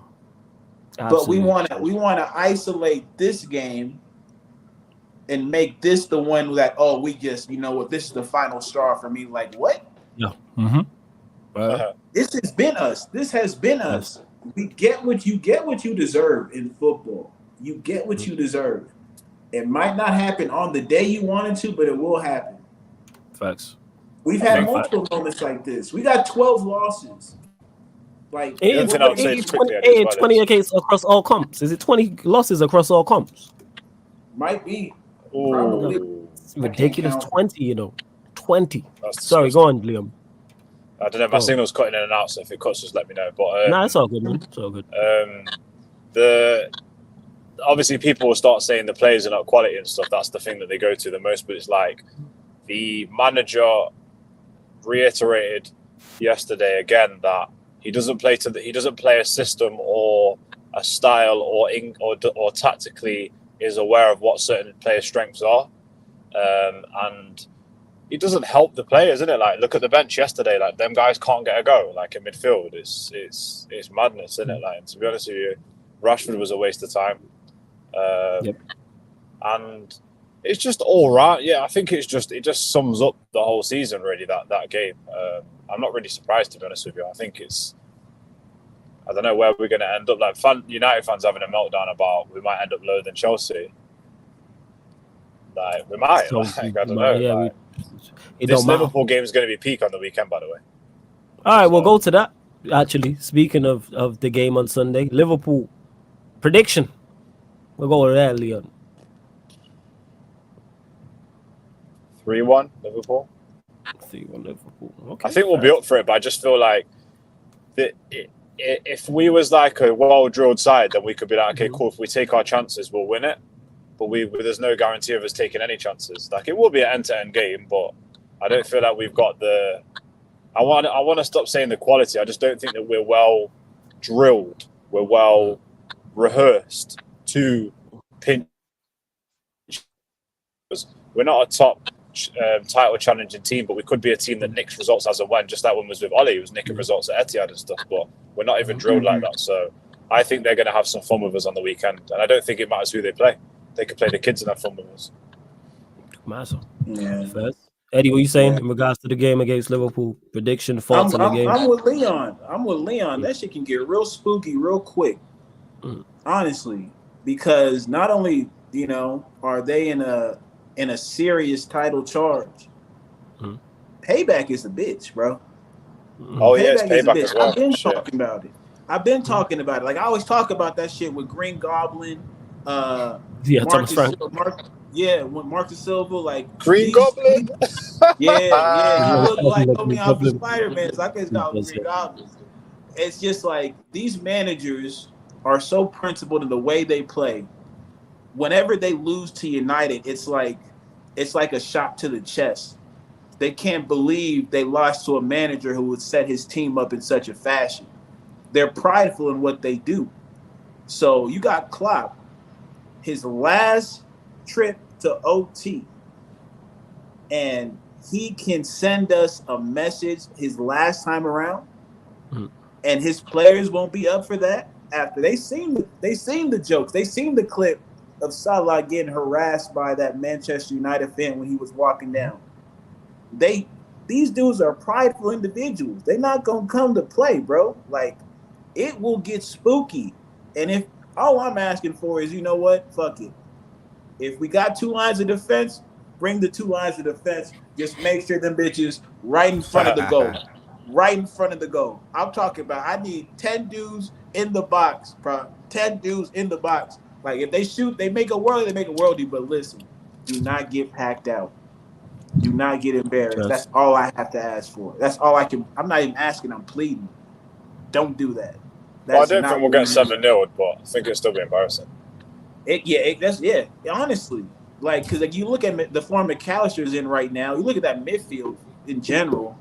The types of opportunities that they had the last game, not they're gonna have this game. Salah's probably getting his footing's getting a bit better. We don't have Varane. We're probably not gonna have Varane. We're probably not gonna have Casemiro. I think one of those two will probably play still. Maybe still. Hopefully. Yeah. That's hopefully they are both out there. But yeah, I can see them both play. Maybe not lasting the whole game, but I can see them both play. But I do understand your point. I think Evans is injured. Evans got injured because he got definitely not playing. Yeah. So you look at all them factors, and I'm with Leon. I'll go 3-1-2. I'll go 3-1-2. I can see, like, I think it'll be a multi-goal difference. It could be 2-0, 3-1. I think, we'll be dealt with quite smoothly, because it's just what they're playing for now and the opportunity ahead of them. They don't look like the type that are trying to screw it up. And if we can make Chelsea look like that, if we can give 4 goals to Chelsea, them dudes is probably thinking to themselves that they'll have a bunch of opportunities and it'll be on them to convert and capitalize. So that's where I'm at with this Liverpool match, bro. It can get spooky real quick. No, I can see that. What are you saying, Rhino? Liverpool coming to town. It's mad because obviously, as Eds and Leon have said, like the get back is on. The get back is seriously on, bro. It's peak. It's long, and I know people say the Old Trafford thing, and a lot of their fan base is saying Old Trafford's not easy, which is true. But look, at the end of the day, man, they've got the title to play for. Klopp's last trip, like Eddie said, and also I think what's important is that, like you said, the embarrassment of the players, Salah and all them man getting pelters, bruv. So, bruv, this could easily be another 7-0 shame. Obviously not 7-0 scoreline. Maybe I don't even want to write off, but another type of that type of embarrassment. Basically, a bad defeat in regards to not necessarily the result, but the performance being bad. Yeah. So on a good day, and I'm still going to be shameless, and you guys are still out of the FA Cup. Whether or not we're going to win it or not, you guys are out. So please don't forget that. You are out of the FA Cup. So us being sad now and low is because this is where we've been at for months. But we knocked you guys out. No Mickey Mouse trouble for you guys. You feel me? But yeah, man, the get back's on. They got the league to win. Players have got revenge. Old Trafford could play a part into it, but the way this team is so weak, like, and so fragile, I'm looking on a good day. Good result will be 3-1 loss, but I'm thinking we might probably get a goal or two because they are, they do concede chances. But yeah, it's easy. I think it could be a 4-5-1 still. 4-5-1 still. Yeah. Well, see, I do think the players will. Because it's an easy game to get motivated for, and the place will be rocking. I'm looking for the team. I think the team will put in a very similar performance to what happened in the FA Cup. Now, whether that's good enough to get the win, that's a whole different conversation. We got too many players missing. That's the problem, isn't it? I'm expecting a bounce back. Yeah, I'm trying to think who played in that game. Because who played in did Casemiro play in that game? I think he played in that game, the FA Cup game. He didn't, did he? Was it McTominay? I remember. I got Google here right now. Let me pull it up. We'll actually pull up the lineup and see. This is Slims. I know it's a derby, but come on, man. No, you guys are the FA Cup. I'm not mistaken. I don't think we win the game. That you said, but I think we get a draw. I think it'll be 2 like Slims, dog. We said, like, you could have said was you gonna say the same thing when we played City? What happened when we played City? That's a derby too. Yeah. We can talk. We can talk. Wilson just broke up these man and have Klopp's last trip to OT. You lot just do the business, Arsenal, innit? How about that? Yeah. That's what you lot. Stop worried about us. Arsenal, you lot do the business. We'll show up when we play y'all. We'll show up when we play y'all. We will show up for that. So this was the team in that game: Onana, Dalot, Wan-Bissaka, Lindelof, Varane, McTominay, Maino, Bruno, Garnacho, Rashford, Højlund. So minus Lindelof, we don't know about Varane. He could literally play the same team. It could be that. And I don't think there's anybody else missing. Obviously, we mentioned who's missing. We mentioned, obviously, we know Martinez is out. Lindelof's injured, who I just mentioned. Evans will be out as well. But the team that team isn't good on paper. I haven't really heard what y'all think about this Martinez situation, though, yo. What, in regards to him getting injured again? Yeah. Yeah, you got to stay fit next season. Listen, it's a big season for him next year. It's petty Eddie to some, right? Because I remember the Martial conversations. You did. Talk about it. I remember the Martial conversations about injuries, commitment to fitness, all them types of things. So I want to see how certain people move when it comes to young Leacher. Because the same thing can be said, right? When Martial was fit, available, one of our better attackers. Facts. Maybe our best attacker. When Martinez is fit and available, probably our best center back. More creative than Varane on the ball. A lot of attributes that you can really rock with more than you could with Varane. Varane's more the steady type. Martinez is more the dynamic type. But how dynamic can you be if every time I seen you getting carried off? Yeah. He's got like next season's a big season for him. Just for me, from my individual look on it, you gotta stay fit for the whole season. You had a good season the first season, got injured towards the end. That can happen, but then this second season with his stop-start and injuries, no. We need you fit and available. If you're going to be our first choice centre back, which I do believe you are good enough to be, and I like the partnership you and Varane have, you got to stay fit. Yeah. That's what it is. And the injuries are a worry, but I'll give you next season. Yeah, I'll give you next season and go, as well. I'm with that. Obviously, I think the jury's out, and we have to definitely start having these conversations 100%, because Martinez is definitely one of our favorite players, and it's going to be hard for some people to separate the emotions and have that real conversation. Like, is homeboy up for the Prem? Is he really fit enough to play in the Prem? Yes, because we've got a bad medical team, we can kind of factor in some of those mitigating circumstances. But like Fuller said, next season's very important. I'm watching you, Martinez. You're my guy. Important. You're a ball on you're good on the ball. You and Varane, perfect balance. I love what you guys have built together in your partnership. But if you're not available, my brother, I'm sorry, man. People want to question, because back to Eddie's point about Martial. Martial, yep. The same can be said, and even more so for Varane. Everybody was quick to question Varane's fitness and availability. He's been more available this season. Yeah, it's not even been a debate. So how come there's no conversation about Martinez, but there's a conversation about Varane? Like, you gotta see next season you on the like everybody's on the clock. Same way I've spoken about Ineos and the entire hierarchy is the same for Martinez. I'll give you a black because you actually have credit in the bank. Yeah, you actually have credit in the bank because you played well in the first season. And even this season, when you came back, not the first time he was here, once you came back from the injury second time round, you performed to a good level. And now he's out there. He shouldn't have played against Brentford anyway. But hey, that was the part for me. Like, it was clear as day to everybody. He should not be playing. You just came back from you just came back from a crazy injury. No. We understand that your fitness is in question right now. You pretty much had 2 significant injuries, right, in the course of about a year. And you don't give him a bit more time. You don't control the minutes. Like, that's why with this manager, his lack of duty to just care for players is another thing that you have to factor in when you talk about how he's performed as a manager altogether. It can't just be what you see on the pitch.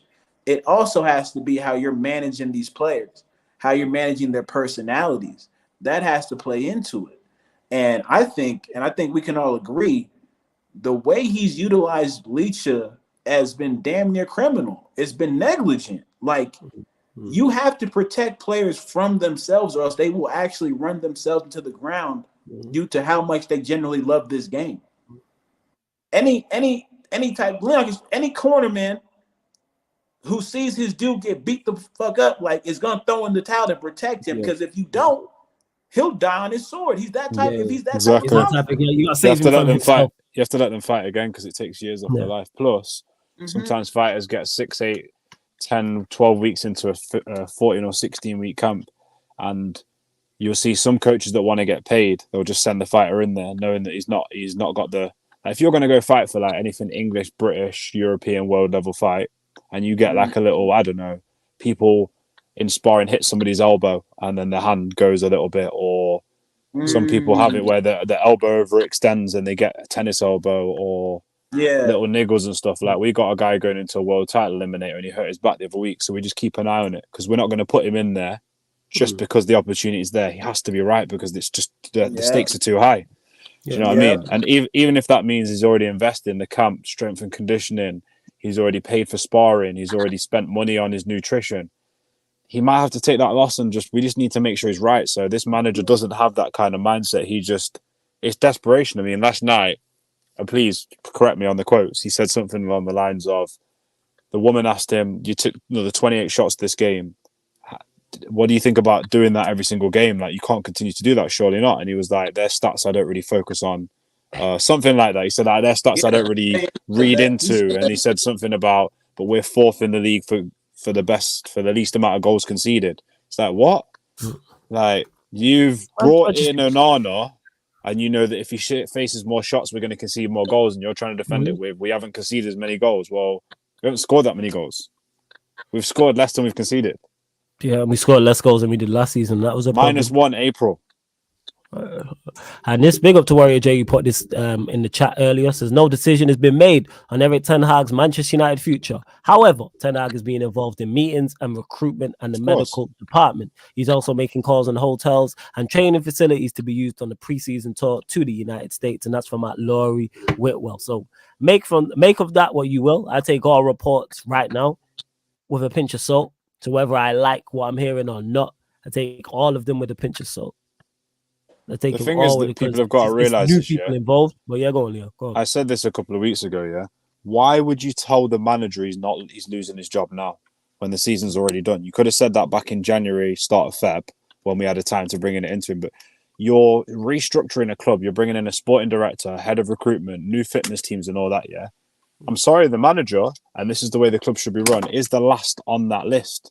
So you don't need to upset the apple cart when it's already going down anyway. You don't need to tell like the bloody, let me think about this. You don't need to tell the captain of the Titanic that he's already hit the iceberg. Do you know what I mean? Like, yeah, we're sacking you as captain. It's already going down.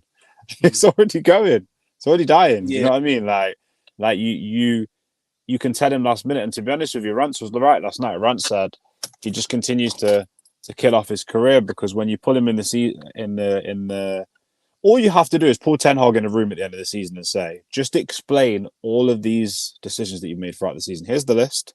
We're going to shut up now.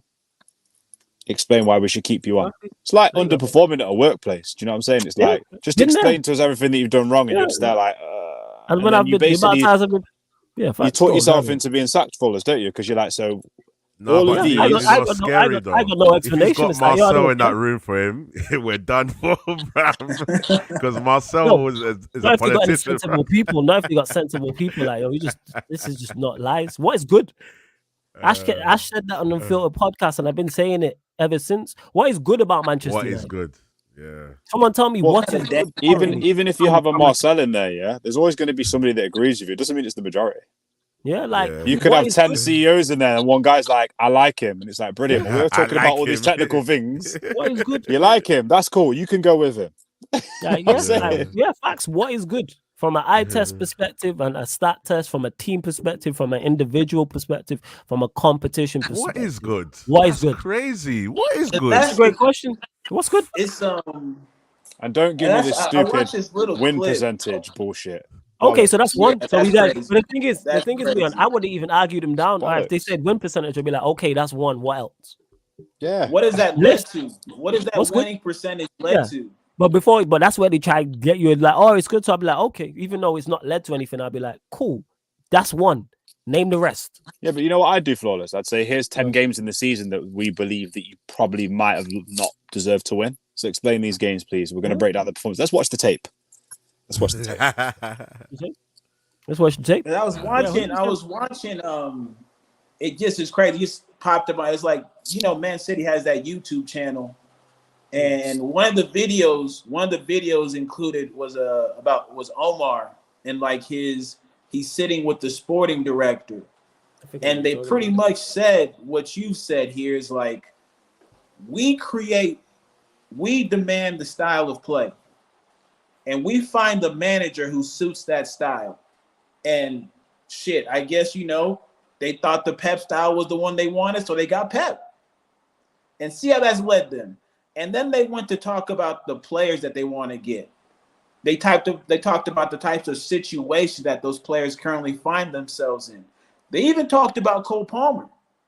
And so what you see from them, I think from Omar, it kind of gives me a little bit more faith is he understands the entire ecosystem that he's going to have to work in order for him to be successful.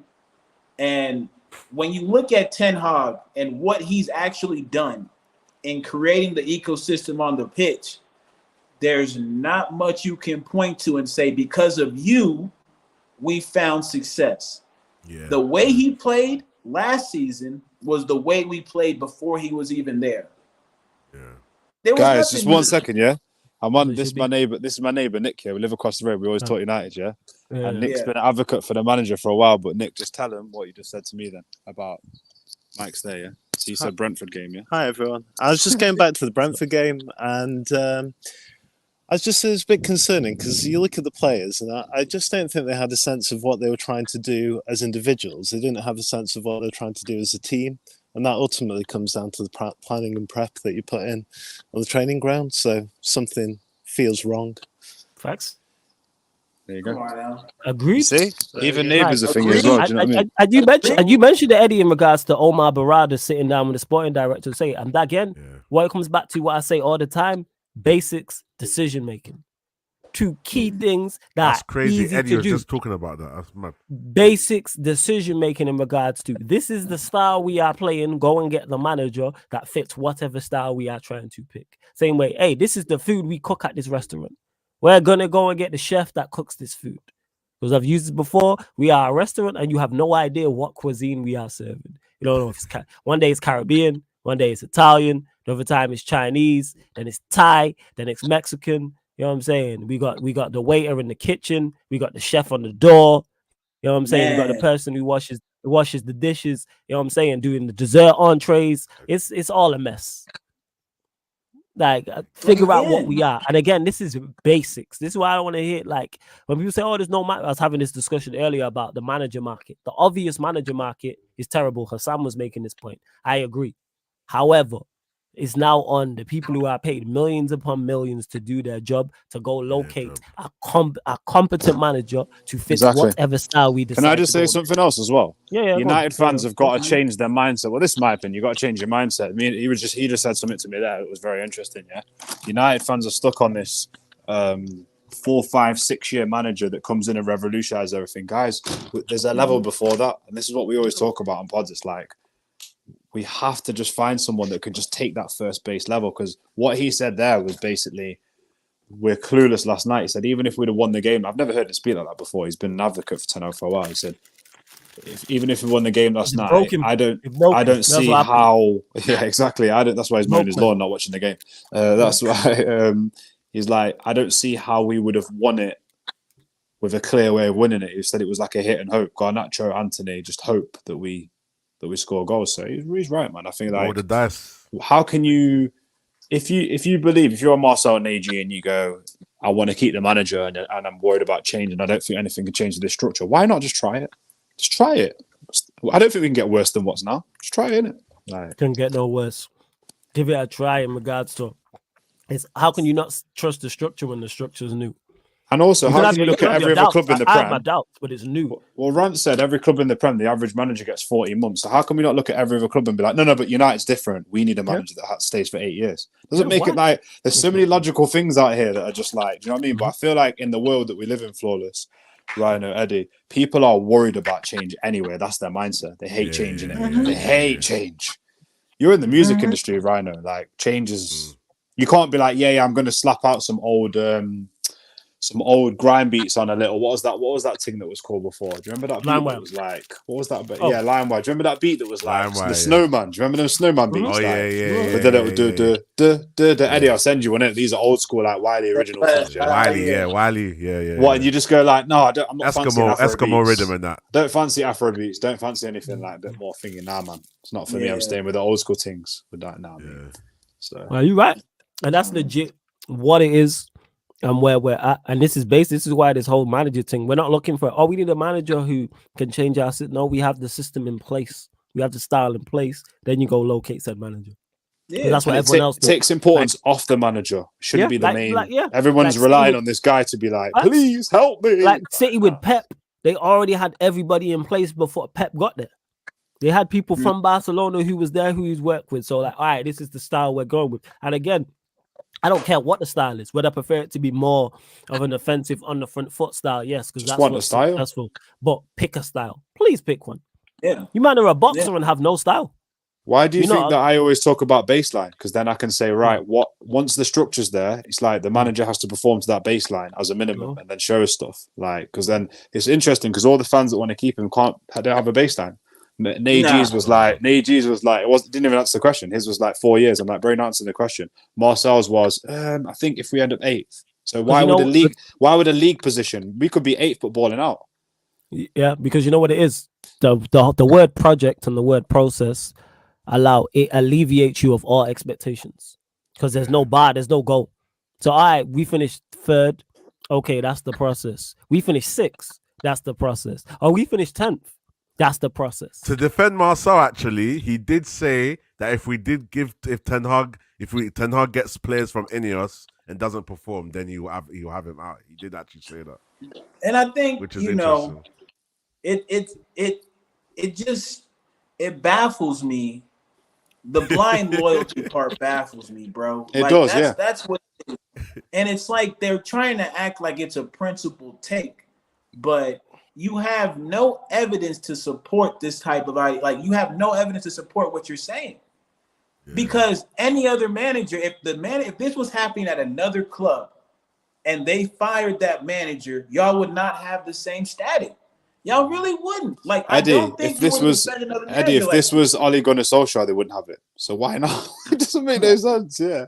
Sorry, carry on. Like Ole, to think we fired Ole for this, we look crazy. If I'm being honest, of course he deserved to lose his job, of course, but I think he honestly competed at a higher level than what we're seeing from this United squad. And that's wasn't the start he got 100 goals out of this front. Yeah, and that's where people get mistaken in regards to where they go, oh well, we changed from Ole, they didn't. No, you continue to change until it works. Same way when you're in relationships with your partner. If you're with a girl and it's not working, you get another one. And then if it don't work with that one, eventually you get another one, and so forth until if you're lucky enough, you find the one. Some of us don't find the one. If you're of a certain age, you've probably been in multiple relationships at a time. You're 25, you've probably been in at least 2 or 3 relationships, like serious business. You've probably spoken to gal as well. It don't always work out, but you're just going to stick with that one girl, even though it's clearly not working. Or you're going to change it. Well, it didn't work. This change didn't work. So I'm like, no, what are we talking about? You evolve or die. In everything, in particular at the highest level of sport, you evolve or die. Unless you're Ryan. Exactly. Unless you are Ryan and you just die again and again and again and again. By the way, can I just say, the 2 girls below us are looking 16 out of 10s today, both of them.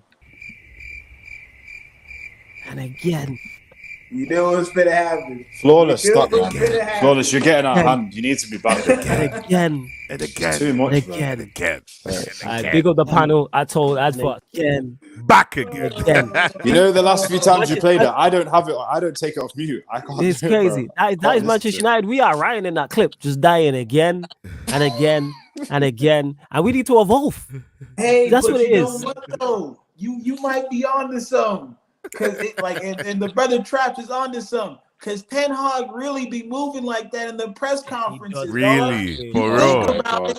You think about it, like the way he talks, it's like, yeah, I got this. Let me handle this real quick. Hey, Eddie, say your famous line, man. We're all dumbasses. I love that when you said that. We're all dumb. Like we can't see the bigger picture. We all can't see it. And you know what's funny? I think he said something like that to again. I think they asked, like he was talking to somebody. He was like, "Yeah, don't ruin what we have working right now." He said something along those lines. If somebody can find it, I swear to God, he was asked about how him and Sir Jim have been interacting and things of that sort. And I think he told them that I told to them, "Let's not ruin what I've been building." And to think that he's been building anything but a pile of shit is absolutely hilarious to me. Facts. But, delusion is grandeur at the same time. Like, ignorance is bliss. So ignorance is bliss.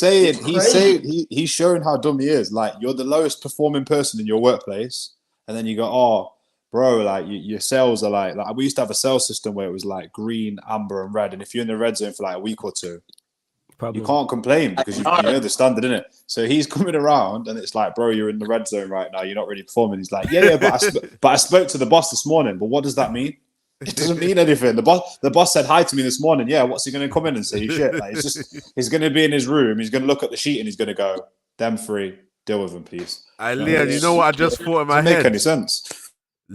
couple of months ago when we was asking your baseline, and then you was talking about December and all of that. It's just funny now how as time has progressed and we've become more knowledgeable of this manager, how we've made up our minds. Even people like Nuruddin, Mr. Structure, like he loves structure, and even he said, you know what, structure's not saving this guy, like, and he's an advocate for the structure. Yeah, exactly. You know? Because the thing is, decisions and problems the things he's doing in game is nothing to do with structure, and that's where people get it misconstrued.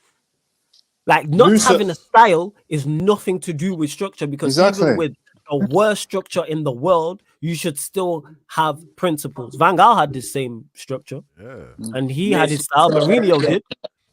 But yeah, that's what you have to deep it. Mourinho did. Even we've been having bad structure. Yeah, we've had bad structure, we've been still won trophies. I think you got to look at what Musa says. Yeah, the bottom line for me is with the resources that we've got and the players that we've got. So Leon, the money you we always spend, get quoted for that, you know. What? They love bringing up you and your resources. Yeah, with the resources we've got, can we be doing better? That's what. Listen. I've had so many things where I've been like, we should be fourth right now. Really, we should be. A manager would have us fourth right now, easy. Like Tottenham and Aston Villa are nothing special.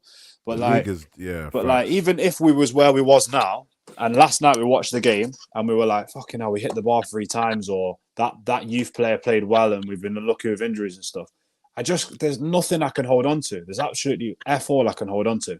Like, if you go through and you say, how many players have developed in this squad? You're like, Kobe Manu. Nope, don't try it. Do you know what I mean? He's already a baller.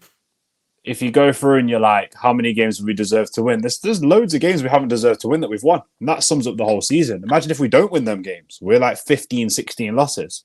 You're going to tell me to trust the process? You can really? So I don't know, man. Like, and then I watched Luton come and players, and I'm like, they have a style. I'm like, everybody. You know who the crazy part is? Everyone has a style about us in Chelsea. Everybody in the league, whether you think it's successful, even Chelsea have got more of a style than us. Nah, they don't. Chelsea don't. They have a bit. That's why we look. I can see something. I can see a little something. Nothing major. That's why we look half decent against them. They're the one team that two of our better performances, and I use that word loosely, have come against is because of them. Because Poch is, you know what it is because they made us look good. We made them look good. You feel me? We do that shit every week. Every week. I call it make a wish FC. You want to see how great you can really play? Come play Manchester United real quick. You'll see you able to make these types of passes. Making dreams. Hey, Eddie, guess what? You ain't went away in 3 games. Hey, come to OT. Come give you 3 points. Think about it. Dominic Solanke balling out. Fulham hadn't won at OT in like hundreds of like at least 50 years or some shit like that, right? Like Brighton, 5 or something before. Yeah, Brighton. Yeah. Everybody you can think of, dog. Like it's just us at the end of the day. So what happens then when these players retire? Wobie and that say, "Yo, I had some sick games in my career. Go watch me against United. I look fucking unbelievable." Yes. Dominic Solanke saying, "Yo, trust me. Go watch me against United. I balled out." You know? Solanke, Andros Townsend when he hit the Sue. Oh my god! When he hit the Sue. Oh my, yeah, he hit the Sue. Yeah. Fuck. He playing that for his kids. He playing that for his kids as we speak. What? Think about even the Newport County Dons and that. Oh my god! Man said the left back was like, "Yo, we go call it here." Hey, but you lot run up the likes, hit the subscribe. We're not going there. Fellas, it was 2-2. We had it right where we wanted. It was 2-2. Run up the likes, hit the subscribe button. Make sure you subscribe to all the ManDem Rhinos channel. Make sure you subscribe to Leon's channel. Make sure you subscribe to Sheik's channel. Shout out to Ivorian as well. Everyone's links, Dan Sillyman, everyone's links are underneath in the description. Everyone's on the featured channel page. Rhino, let them know where they can find you, what you got coming up, all that good stuff. Yeah. And just to add, one more line. They've probably got the ManDem signatures as well. That's what makes it worse. Got their shirt signed. That's crazy. But yeah, listen. The photo. Rhino MGTV, man. Big up Flawless for having me each and every time. Big up Dan. Big up Leon. Big up Eddie. Big up Ivorian. Who else is missing? Big up Corey as well. Yeah, big up. And Dan Silly and Sheik. And Sheik, big up all the lads, man. Yeah, man, it's always a pleasure to be on this show, man. Catch us on Tuesdays, 4:30, Fridays, 5 p.m. You know, make sure you check out Sarcasm City specials. Check out all the other content on this channel as well. Make sure you listen on Spotify, 5-star rating, smashing the likes, all of that stuff, man. Big up the ManDem. Listen, Sunday, unfortunately, we'll be there. So, yeah. But yeah, subscribe, Rhino MGTV. Rhino's Offside Trap episode 6 will be back next week. Sunday show 9 p.m. as well. Red Pill, Blue Pill content. Let's talk the real. Yeah, we'll be back, man. So yeah, man, make sure you subscribe. Make sure you hit post notifications as well, so you know every time we drop a video.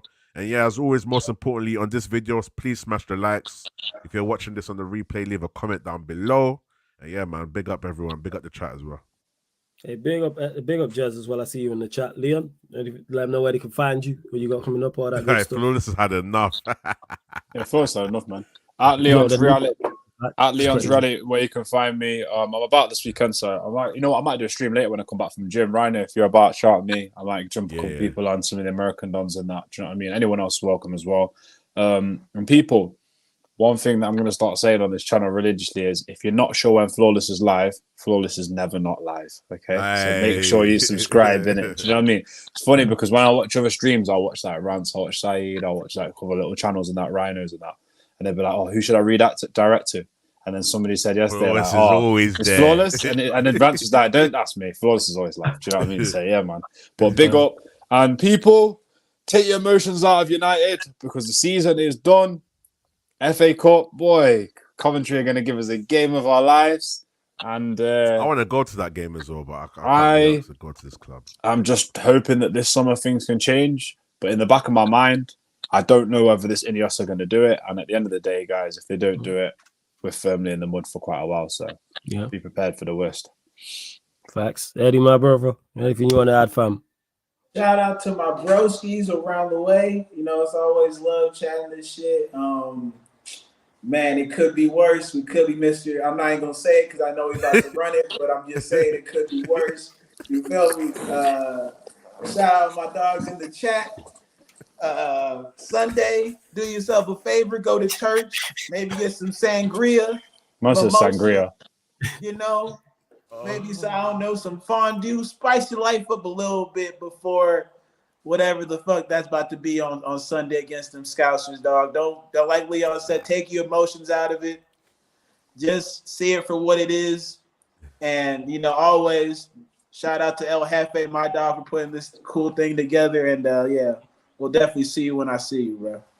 Big up to everyone. Like I said, make sure you subscribe to all the ManDem as well. What we got coming up today? So we'll be back 10:30 p.m. UK time, Manchester United Liverpool show. So ManDem United analysis at Anfield podcast. So I'll be there. Rums will be there. Ryan will be in the building as well. You lot already seen him in the chat. Oh, wow. Ryan will be there. I think it is his first. Yeah, I think he's been on a Q&A actually since that. I tell a lie. He has been on a Q&A. But yeah, he'll be here. He'll be talking about the infamous clip. And then following that, we're live on the playback, people. 1:30 a.m. UK time is Mavericks Warriors. So that watch along will be going down. Big game, Dallas Mavericks versus Golden State Warriors. Oi, Flawless, did you catch Lakers thingy the other day when it went second 2 overtimes? No, that man was watching it. Bro, hell of a game that was. You watch it, Eddie? What a game that was. Reeves came in clutch. Wait, was it against the Bucks? Yeah, was it against the Bucks? Yo, what a game, man. Yo, Reeves. I love Reeves, man. He came in clutch. Couldn't have happened to a better coach than Doc Rivers, dog. It had to be us to do it to him, too. I love that. Rhino, when you're ready, start watching NBA, man. This thing's popping. This season's popping, man. Yeah, man. And people, we will continue to bring you watch-along, NBA watch-alongs, Premier League watch-alongs, non-Manchester United, and Champions League watch-alongs, all on the playback as well. All of that content is over on the playback. Playback has a schedule as well, so just download the app from your app store or just get to playback.tv/SarcasmCityTV. So like I said, 10:30 p.m. Manchester United Liverpool show, and then 1:30 a.m. we're over on the playback. You may get some form of gaming content, maybe pro clubs, maybe fight night. I'm not sure. I managed to pattern that with the PS3, so I was running fight night yesterday, people. Good. So yes, love to everyone who has locked in. Oh yeah, let me not forget, we are available on all audio platforms as well. So Spotify, iTunes, Apple Podcasts, SoundCloud, wherever you get your podcast, listen, you can find us. Just type in Sarcasm City TV, and all the shows on the channel, apart from watch-alongs, will pop up, people. So 5-star us on Spotify. Please make sure you do that. 5-star us on there. Follow. Same with iTunes. All you iPhone users as well. Same with SoundCloud or wherever you listen. ManDem United podcast to be back next Tuesday, people. You get Tuesdays 4:30 p.m. and then Fridays, of course, 5 p.m. as well. But I hope big up, man. I'm glad you lot have all enjoyed the show. The way you lot continue to support is fantastic as well. And yeah, man, you already know what the outro going to be, Sheik. Big up to everyone that's locked in. This has been the ManDem United podcast live on the Soccer 60. By the way, can I just say the two girls below us are looking 16 out of 10 today. This is crazy. This shit.